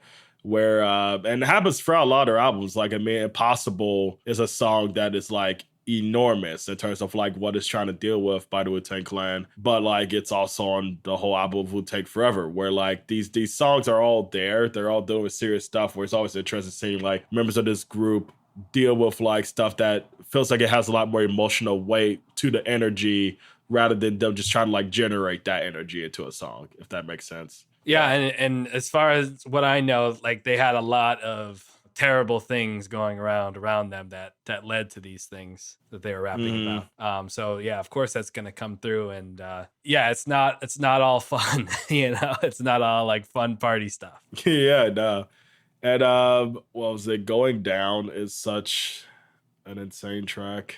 Yeah, because he starts singing Over the Rainbow at one point. I wonder how that got cleared. That's the point where it really clicked to me. Yeah. Yeah. How like, yeah, he's like singing all these old standards, you know, and I don't know. It's just really cool. This may be a comparison just for me, but the way he sings like that, it reminds me of probably my favorite comedian of all time, Todd Glass, who is similarly very chaotic with his comedy, and it's just kind of like all pre-planned but kind of stream of consciousness feeling. And like if he feels something coming around the corner mentally, he'll rush towards it. It feels like exactly, and trying to emulate the old kind of standard of comedy of like Don Rickles, of like, you know, having an orchestra backing you up as a comedian, you know, like like wanting to bring the show in full force. So I definitely, that's how I kind of made the connection in my head of what ODB's kind of personality was, that he was, you know, kind of portraying on this album specifically. Oh yeah, like I mean, one of my favorite things about that part of him singing Over the Rainbow is they don't just have that; they also have a woman yelling at him. Yeah, I think it was his actual wife or girlfriend or whatever that was doing. Yeah, the yelling. no, which I think is like it brings so much character to that moment of just like this where he brings himself to in life. Throws a woman yelling at him. It's like, wait, hold on. Stop yelling at me. Can I record this real quick? Yeah, no. Or like, that was good. Remember when you were yelling at me yesterday? Do that. You do that again. You remember when you were giving me shit? Yeah. And like, I wouldn't be surprised. He had like too many kids, which like is not that uncommon in music. Like, my God, like look up some of the legends in reggae. Like one dude who worked with the Wailers passed away recently, who has like up to like 30 kids. Oh my gosh. But like ODB has a son who's a rapper called Young Dirty Bastard. And, you know, I just, oh, okay, I found it through his Wikipedia page. He ODB had 13 children. Yeah. 13. That's a big number. But anyway, I was about to stay with Young Dirty Bastard because he comes out to perform with them here and there. You know, I think that's cool, but I'm also just like, please, RZA, don't make your nephew have to be like this either. Yeah. Because something we already were hinting at due to, you know, the album's content is that in order to like make an album like this, I mean, which we already kind of like go into with Johnny Paycheck's album, is that to make an album this unhinged, you have to like be capable of just dealing with like the grittiness that life throws at you. Yeah. Which is like why ODB had like such a early death. Like he was in and out of jail, constantly dealing with lawsuits and stuff. And like paranoia. And it led to like a very He was even arrested for wearing a bulletproof vest, which apparently was illegal, which makes zero sense to me, but whatever. Makes zero sense. It felt like they were just out to get him, which is like what makes it kind of frustrating when you look into his life like that. Because he passed away in 2004, which was like an insane time in hip hop where who knows how different it would be if he was there to witness, you know, Wu-Tang getting its like upper stature again. Because like I fully believe that, especially with like the rappers we have today, like Denny Brown, JPEG Mafia, even Kanye, like ODB would have like had some exciting collaborations to make with rappers like this, and just even the new singers that were coming out. You know? I was gonna say well, SZA had an old verse of his on her album, so it just makes you think like what crazy collaborations he could have made with like artists that you wouldn't expect. Yeah, no, exactly. Where it kind of sucks to see a guy who was just ahead of the game didn't really get too much of a chance to see his influence come to life fully, especially with like the rappers I was mentioning earlier. Right. One thing I do want to bring up that I think, because many people refer to him as like a folk hero, which I mean, he certainly is to some extent, because like he never abandoned like the grit that he came from, but he never let it like fully consume despite how much like the institutions wanted him to. There's like this old story that I'm looking up now just to like get a bit more info for it. Just randomly at some point in 1998, when he was like at a recording studio, Old Dirty Bastard saved a 4-year-old girl from a car crash. Yeah. Which like, you know, and of course he never identified himself to her family. Like, you know, he visited the hospital to check on the girl's condition and stuff. But it's just like, you know, it's an insane thing that like plenty of rappers today would kill for the opportunity to do something like that, but he never could, because now they have so much security in their ways of making stuff. They probably don't even talk to regular people anymore. Whereas like Old Dirty Bastard still took that opportunity, you know, like save a human life, and he did it, you know, and it's something that like, you know, makes him like, it doesn't forgive the many things that I never really looked into, but I'm sure he was capable of just because of his state. But it's always something that fascinated me, because like it does like humanize him in a way that even his art couldn't, because it's the man's actions speaking for him rather than his art. Yeah, and you were talking about his son, Young Dirty Bastard. Like I saw an interview of him basically saying that like when ODB OD'd, Young Dirty Bastard was there, and basically ODB was like, watch this, you know, which is, it's really even hard to imagine or even talk about. But on the other hand, like, you know, watching that documentary, you see all this footage of him like really being like there as a father, you know, taking care of his kids, playing with his kids, and stuff like that. Something that was very amusing to witness for him was how much he did. Like, I mean, it's a funny to say now because of how poison brained entity that is, but he really did care about children. Yeah. I mean, the most famous quote at the Grammys, Wu-Tang is for the children. Yeah. And you have to believe that. It wasn't just him bullshitting. It wasn't just him trying to like get a hit like Nas or any of these other rappers who are like, yeah, no, children are awesome despite they don't like their own children. Why should we believe you on that? Yeah. ODB was a father of many, and he did his most to try to like be there and maintain that, you know, not for the sake of image, but for the sake of himself, taking on the responsibilities that he left behind, you know? Yeah, and there's even a verse where he reiterates that on this album. I can't remember which song, but he's like, this is for the kids, you know? Yeah, no, because at heart, he was still very much there of getting like what it's like to just see your life run past you in such a big, frightening world. I got into Wu-Tang very young, as I keep mentioning. I was like 12 or 13. You know, a child probably shouldn't listen to this album, but to me, it's like if Looney Tunes got to curse. Like the humor is very much like a child can very much get this and not be like poisoned by it. Like a child's not going to be like, oh, let me try. I don't even know what drug to name because I don't like guessing what drugs someone can be on. Because I mean, plenty of people will love to be like, ODB was a crackhead. I never got that confirmed, boss. I don't care to like diminish him in that way either. Going back to what he probably drank a lot of beer, so we can talk about that. Yeah. Speaking of that, when I knew Shimmy Shimmy Ya, and that's pretty much all I really knew going into it. But the standout. Do you have a memory of when you first heard that song? I don't. Because like I know a lot of people heard it from Knocked Up. Yeah, I was gonna say I think that's probably it because that was a movie I watched in like I caddied when I was like 12 years old, and there was a TV in there when you're waiting for hours and hours, and there would just be like a handful of DVDs, and Knocked Up was one of the DVDs.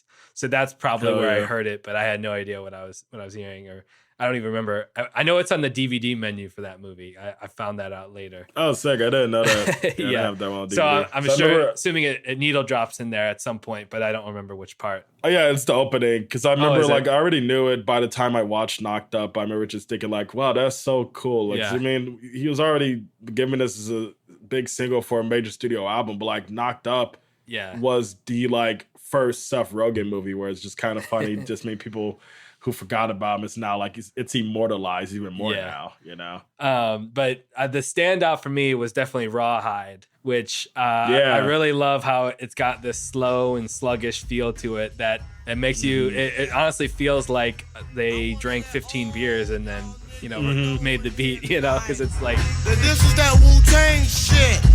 This that shit that's gonna get you high. You're a crossbreed, I'm a dollar sheet. I want action, that's what I need. I never put doubt on my mind, cause I know when I touch the mic, there's the rhyme. See, murder, which is caused when you fuck with the negative and positive charge. Yeah, which I always find like slow songs, when you can have a slower song that's still like as engaging as a fast song, that's always so impressive to me. Yeah, no, and Rawhide fully commands your attention in that way, which, because I haven't had a chance to really talk about the features that much on it, but like Method Man was like, he was like a Drake before a Drake could even be conceived because of how good he was with making hooks. I think something that really determines the longevity of a rapper is how good he is at hooks, because it's so easy to have your producer get a great sample. It's it's not easy. I won't say it's easier to me as someone who doesn't make music to get a sample as your hook or to bring in a very talented vocalist to sing your hook. Right. Where if you're a rapper who can make just insane hooks out of like just rapping dope things. You're golden in my book, and Method Man doesn't give enough props for that because he was like hooking Wu-Tang up with these fucking hooks. I mean, besides him and ODB, there wasn't really that many of them they could rely upon for great hooks. Like one of my favorite ODB hooks is also on Liquid Swords. The only thing I kind of hate about the golden age of Wu-Tang solo albums, which of course starts with Tikal, but like everyone likes to talk about Liquid Swords, Only Built for Cuban Links, and Iron Man. The thing that really just like always let me down a bit as a huge Wu-Tang fan is the fact that ODB isn't as involved on those albums as the rest of the members, where Liquid Swords, he has that one hook.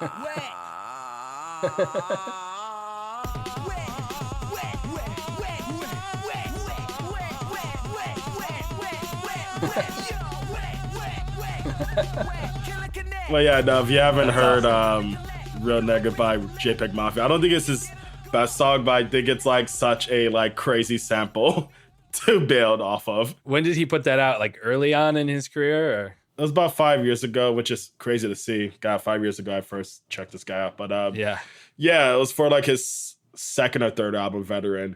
Yeah. But I was immediately hooked because that part and Going Down has always been in my head, because like I used to literally play for my friends just to be like, can you do it that long? Or and none of us could ever like pull it off. But and also just the beat on Drunk Game is one of the more disturbing beats just because of how like smooth it is. And of course how it just leads to like hysterical yelling by the end of it. And it's also it's funny too, because it's like it's really a tribute to Motown and the singers he likes. You know, that's where he shouts out like Patti LaBelle and Millie Jackson, who, by the way, I did. This is a complete side note, but I did kind of scroll through because like ever since I found out that Al Green sang some country songs on his albums, I've been kind of curious like to see if any of those other artists from like the 70s, 80s, like you know, like soul and stuff like that, if they did something similar. And I found this album by Millie Jackson, which is actually like one of the first ones that pop up on her Spotify page, but it's called Just a Little Bit Country by Millie Jackson, which I just wanted to shout that out because the whole Beyonce situation is in the news recently. But I didn't know black women could wear a cowboy hat. I had no idea they could go on horses. I had no idea. They're allowed in the stores where you can buy those cowboy hats. Surprisingly. It's a very unserious discourse. I can't wait for it to be done. She's just dropping another album and ended already. Yeah, I bet she's kind of tired of it too. Yeah, it's not to like dismiss it one sense. It's an album that I like, but it's like I don't listen to country enough, so maybe that could be why I'm just very much like done with the discourse, because I'm just like, there's nothing crazy about a black woman making a country album, which is why I'm glad you're bringing up this Millie Jackson album, because I haven't heard it, but I'm definitely gonna check it out. I love her stuff a lot. You know? Yeah, there's like a handful of songs on there that are really, really good and not compromising on style either.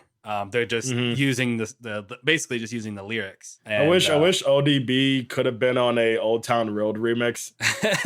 Yeah, that would be because like something that I think I love a lot about Young Thug is his singing is not fully reminiscent of like ODB, but just the way he would like let a vocal go as for long as he wants it to is very ODB coded. So a moment I think about is I think it's Halftime on Barter 6. Which, if you like us talking about Young Thug, we got an episode for you in a few weeks. Yeah. What was it? But Halftime has an 11-second long skirt ad-lib, and it's just something fully, and like, it feels like the spirit of him took over. Because to talk a little bit about the legacy of ODB on modern rappers a bit more, people love to point to Danny Brown of like, Danny Brown would never be anything there wasn't no ODB, which I always think is kind of like flattening Danny Brown too much as a rapper. Danny Brown has like so many insane influences that I love, like this LP.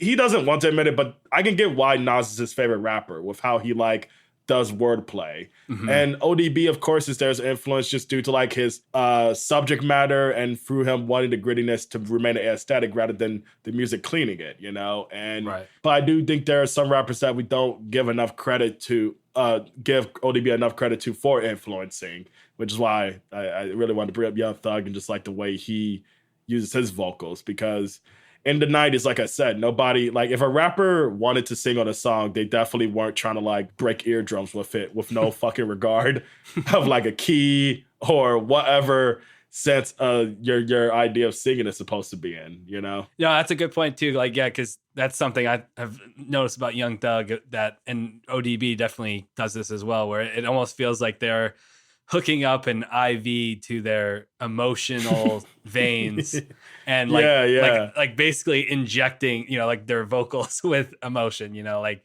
literally like how they're feeling in any given moment can just spontaneously just come out of their mouth, you know? Yeah. But back to the reason why I brought Young Thug, ODB should have dropped the country album if he got to live long enough. Yeah. I would have heard it. Or just like a a really clean soul, like Al Green, Call Me, like just like the smoothest beats ever. That's what's sad too. Is I would have loved to have heard an ODB Motown album. Yeah, that would have been so sick. Yeah, and I haven't heard his other 2 albums, but like from the footage I've seen of it, is like it seems like he was not having a good time dealing with basically figuring out his life and also trying to capitalize on not capitalize, because that's not the right word for it, but like, we need to make another album so you can get paid, you know? So like all this pressure got to him in a way that it's just really sad to see that, like, you know, yeah, what could he have done if he was more comfortable and could have fun with it, rather than being like, you have to make an album so it can sell and so you can make a salary, you know? Yeah, because like, as much as I was giving props to him for working with Neptunes as early as he did, it's very much something I wouldn't be surprised if the industry threw onto him, especially if you have like producers like Irv Gotti on it. And if you don't know Irv Gotti, just one of the most saddest tastemakers in rap history. I don't like Irv Gotti at all. He brought Ja Rule into the rap game, which, once again, one of the saddest tastemakers in rap. And the only good thing he ever did was give us Ashanti, but he even had to screw that up a little bit. But even a vulture like him is on this album. Because Nigga Please is an album that I'll always recommend. I think it's like fun, but it's nowhere near close to being anywhere as good or as interesting as the first album, because you can just tell that this is not something he really wanted to do necessarily. Like, it was thrown onto him. Right. And not to overcorrect, but he totally only really has these 2 albums. Like, the other 2 albums are one's a compilation of just like songs they found to throw his face on. Gotcha. That he made, but like, who knows how much of it was just stitched together. And then there's the Osiris Posthumous mixtape, which has some really interesting and decent songs on it, but once again, it's just a mixtape thrown together after he died. Like, it's the cover is literally him in a fucking casket. Yeah, you know. Yeah.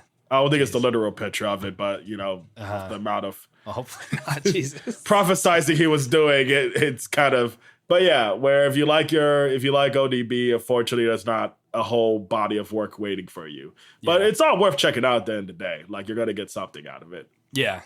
Not to talk too much on this last thing I'll say about Nigga Please. We get an email saying, "Hey, why isn't Danny saying this?" But I think "Got Your Money" is one of the funniest songs I've seen on 4 different occasions at a karaoke bar, because 3 of the 4 times I truly believe the person forgot that it was even an ODB song. Like, one person literally just stopped trying to even do the raps. They would just let it play until they could get back to the hook. The 4th time that was awesome was that it was a married couple, and the husband definitely picked it because it was a white dude. He picked how much he loved ODB, where he was giving it his all, whereas his wife was barely really even singing the hook. It was great. Where I don't know why "Got Your Money's" a hit at karaoke bars, but please keep it coming. Yeah, gotta go for it. Yeah. I can't wait to do Ozzy Monday. I might do Shimmy Shimmy, y'all. I'm gonna get myself kicked out. That'd be awesome. Yeah. But yeah, so anything else you want to say about this album before we kind of wrap it up and then do a little comparison of these 2 artists? I did just have a very useless fun fact of like, oh, Brooklyn Zoo, that verse was done in 1 take. Most of these fucking verses were already done in 1 take. Yeah. It's something cool to think about, like the whole like 1 take thing. It's definitely over kind of played up. Like, yeah, because you know, like it doesn't, like, as someone who works as an editor, I'm sure it must be different in music.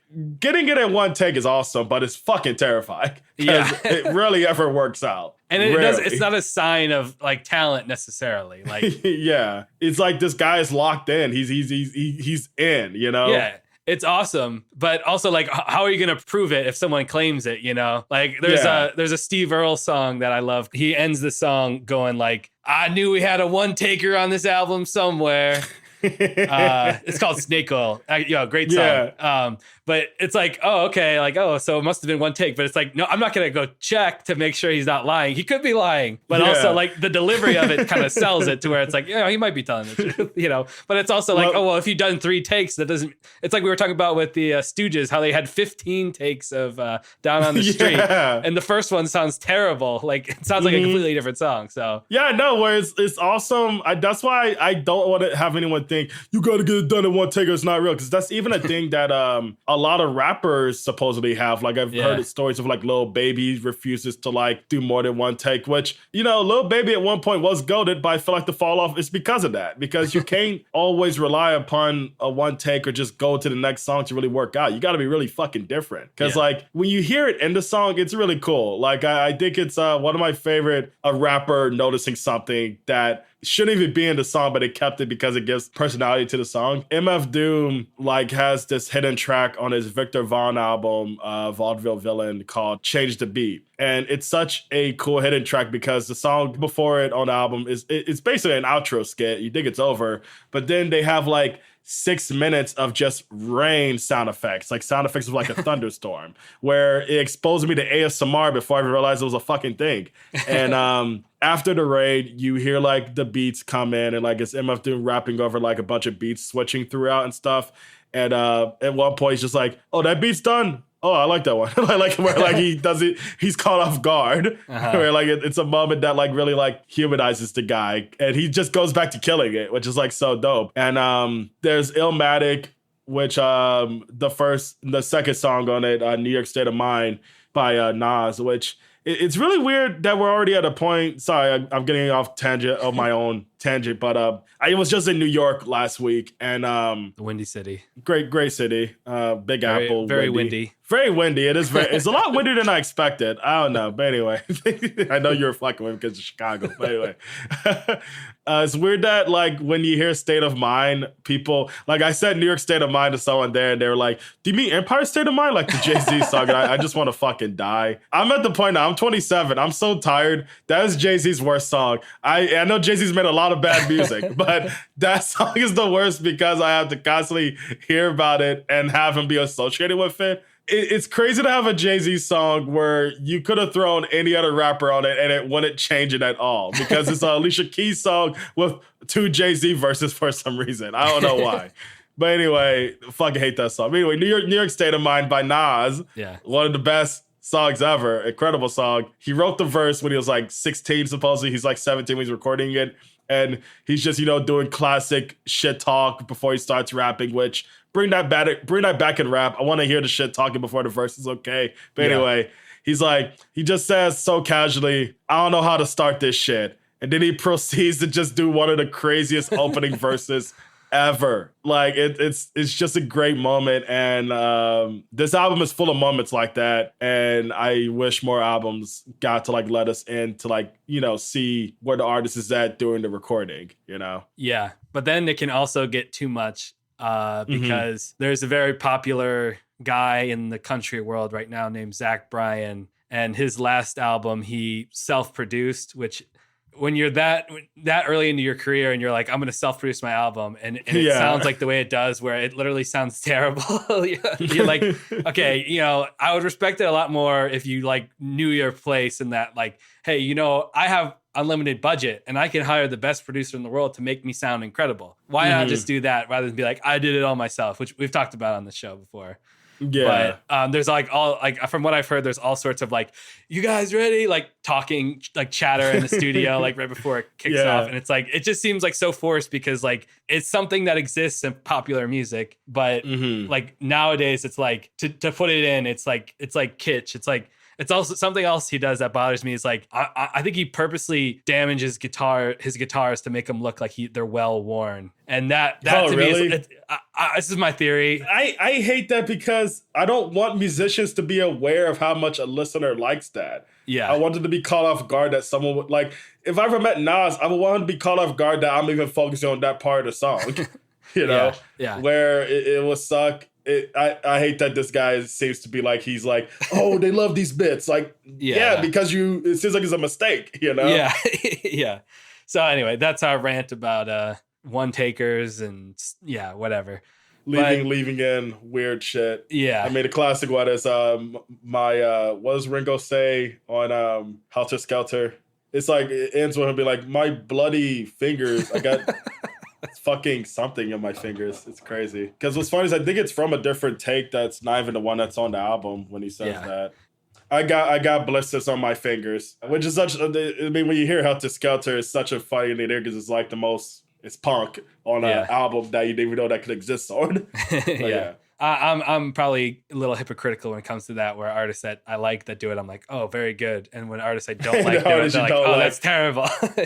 What's funny is I'm sure like Drake does a lot of like shit talk before he starts rapping. I hate it. I'm the same way. Yeah, it's okay. We can be hypocritical. Everyone is. Yeah. Right. That's what's about the good on the hypocrite show. So ODB, Old Dirty Bastard, and Johnny Paycheck.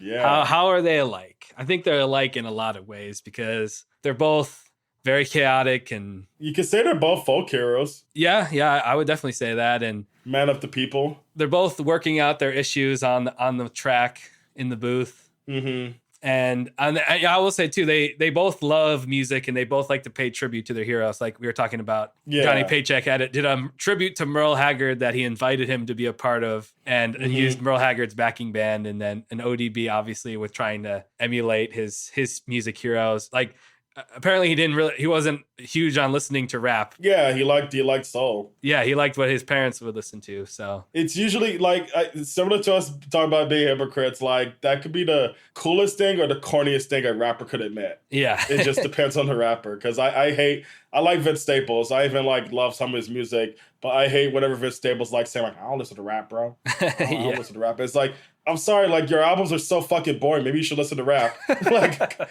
Yeah, because there's a if balance. you're ODB making albums that he makes, then that's perfectly fine. And yeah, I mean, also ODB is in the Wu-Tang Clan with some of the best rappers ever. There's no hiding that he loves rap. Otherwise, he wouldn't be a part of that. Yeah, exactly. Where it's fine to want to have inspiration from other music. It's just more to try to dismiss the sport you're choosing to participate in. It's corny. Weird. Who needs it? Yeah. I mean, Lil Yachty did it recently with the whole I only listen to Pink Floyd is better than rap. No, there's a balance. There's definitely a balance. There's a balance. I, for one, obviously, you could just look at our episodes we've done and the episodes we'll do in the future. I love everything, There's, not everything, but a lot of different things. But he remembered epic rap battles of history. Yeah. Anyway, so Johnny Paycheck, ODB, I think they both proudly display the spirit of rebellion in the face of genuine disparity. Yeah. They refuse to hide or to cut any corners when it comes to speaking their mind, which I think is definitely really cool. And both of them, they borrowed their stage names. So Johnny Paycheck got it from a boxer, and ODB got it from the Old Dirty and the Bastard movie. So yeah. I mean, I think I think it's the reason why we picked these two albums for beer. Yeah, I think as someone who's had the opportunity to do a lot with local activism and anti-authoritarian shit, beer is our drink of choice. Yeah, you don't pull up to the protest or the march with a bottle of rosé or Sauvignon Blanc. You show up with a 40 or a 6-pack or a 12-pack. Or hell, a 24-pack. Share. 23 for me, 1 for you, Yeah. Where these two guys, I feel recognize that energy with these albums. I mean, I'm not trying to say they're fucking as long as I'm trying to think of a rapper who's a genuine I'm for the people, I march for the people. But they do more work than that kind of person because they're capturing the spirit rather than wanting to be prophesized as a leader. Right. Which, beer never wanted to be the greatest. Beer is not asking to be the best drink on the menu, but beer is there when you need it, it's there when you can afford it, and it's there for you to drink it. And which is why I'm so grateful to be able to listen to these two albums with my friend Danny. Yeah, and it's there when you don't have clean drinking water. Yeah. Drink a beer. Drink a beer. It's chemically treated to be healthy and medicine. Yeah. I hate how much I like beer because just a funny way to start. Yeah. I think. But my family, no offense to my uncles, if you're listening to this, I don't know why you're listening to it. But a thing with my family, at least the man on the side of my family, is that if we drink too much beer as we're getting older, we unfortunately have the beer belly gene. Yeah. And I am already about 20% complete. Is terrifying because I grew up seeing it, and now I'm gonna have one. I'm gonna be knocking over vases. Yeah, I mean, I'm to the point where I can't even have more than 3 is pushing it.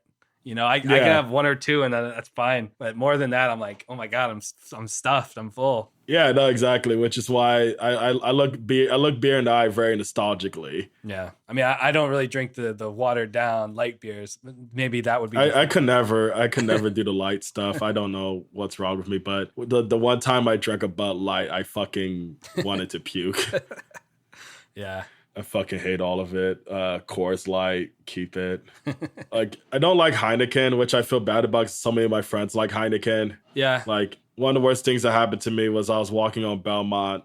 If you're in Chicago, you know what I'm talking about. but I was walking on Belmont and there was these weird people handing out like free Heineken. They're like, oh, here's a Heineken can. You look great today. And I'm like, that's a very, very mean insult because you're handing me this for looking supposedly great. Yeah. And I come home and I'm like, free beer. Let me drink it. It's Heineken Zero. I didn't know they made that. And I really want to punch a wall. Yeah, which like it tastes like Heineken, which I think the taste of Heineken is saved by the fact that you'll start liking it the more you drink it. Yeah. I get what these things are made for. Like I get there are people who, in order to like fight their addictions, they need like alternatives that resemble the feeling of it, but don't necessarily like have it. Like, I mean, but I'm so grateful I don't enjoy it because I will be so pissed drinking Heineken Zero. There has to be a better way. Yeah. There has to be. Well, yeah. So that's the end of this episode. Next week, we mentioned it. We're gonna do a playlist episode comparing two current day rappers, two current day legends. They've been doing it a while. And Julius, so this was your idea. So why don't you go ahead and give the rundown? Yeah. So ever since I got back on this rodeo with Danny, I've been wanting to do an episode that looks into, I wanted to just do episodes like plural, looking into like Atlanta rap. And I felt like a great way for us to start is doing another playlist episode looking into Future and Young Thug, who are like undisputedly, like if there's a Mount Rushmore for like the last decade of Atlanta rap, they have two reserved spots.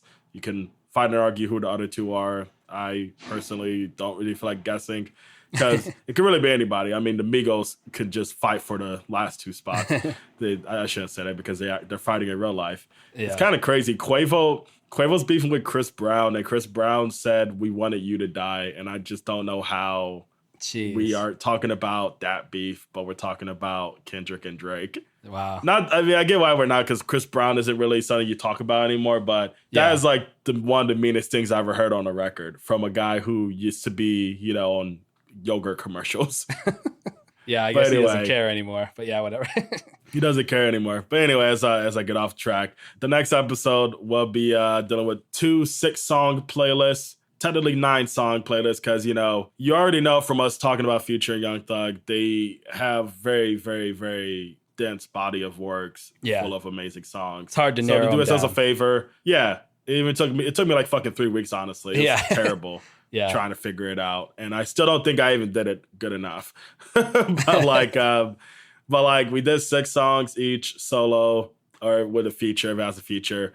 Like by them, and then the 3 songs that complete the playlist are songs that they're featured on, because not only are these guys great solo artists, they can make a good song incredible when they choose to appear on it. But so look out for that episode where we look into the greatness of these 2 Atlanta legends. Yep, and that'll be all for us today. Bye-bye. Oh yeah, bye.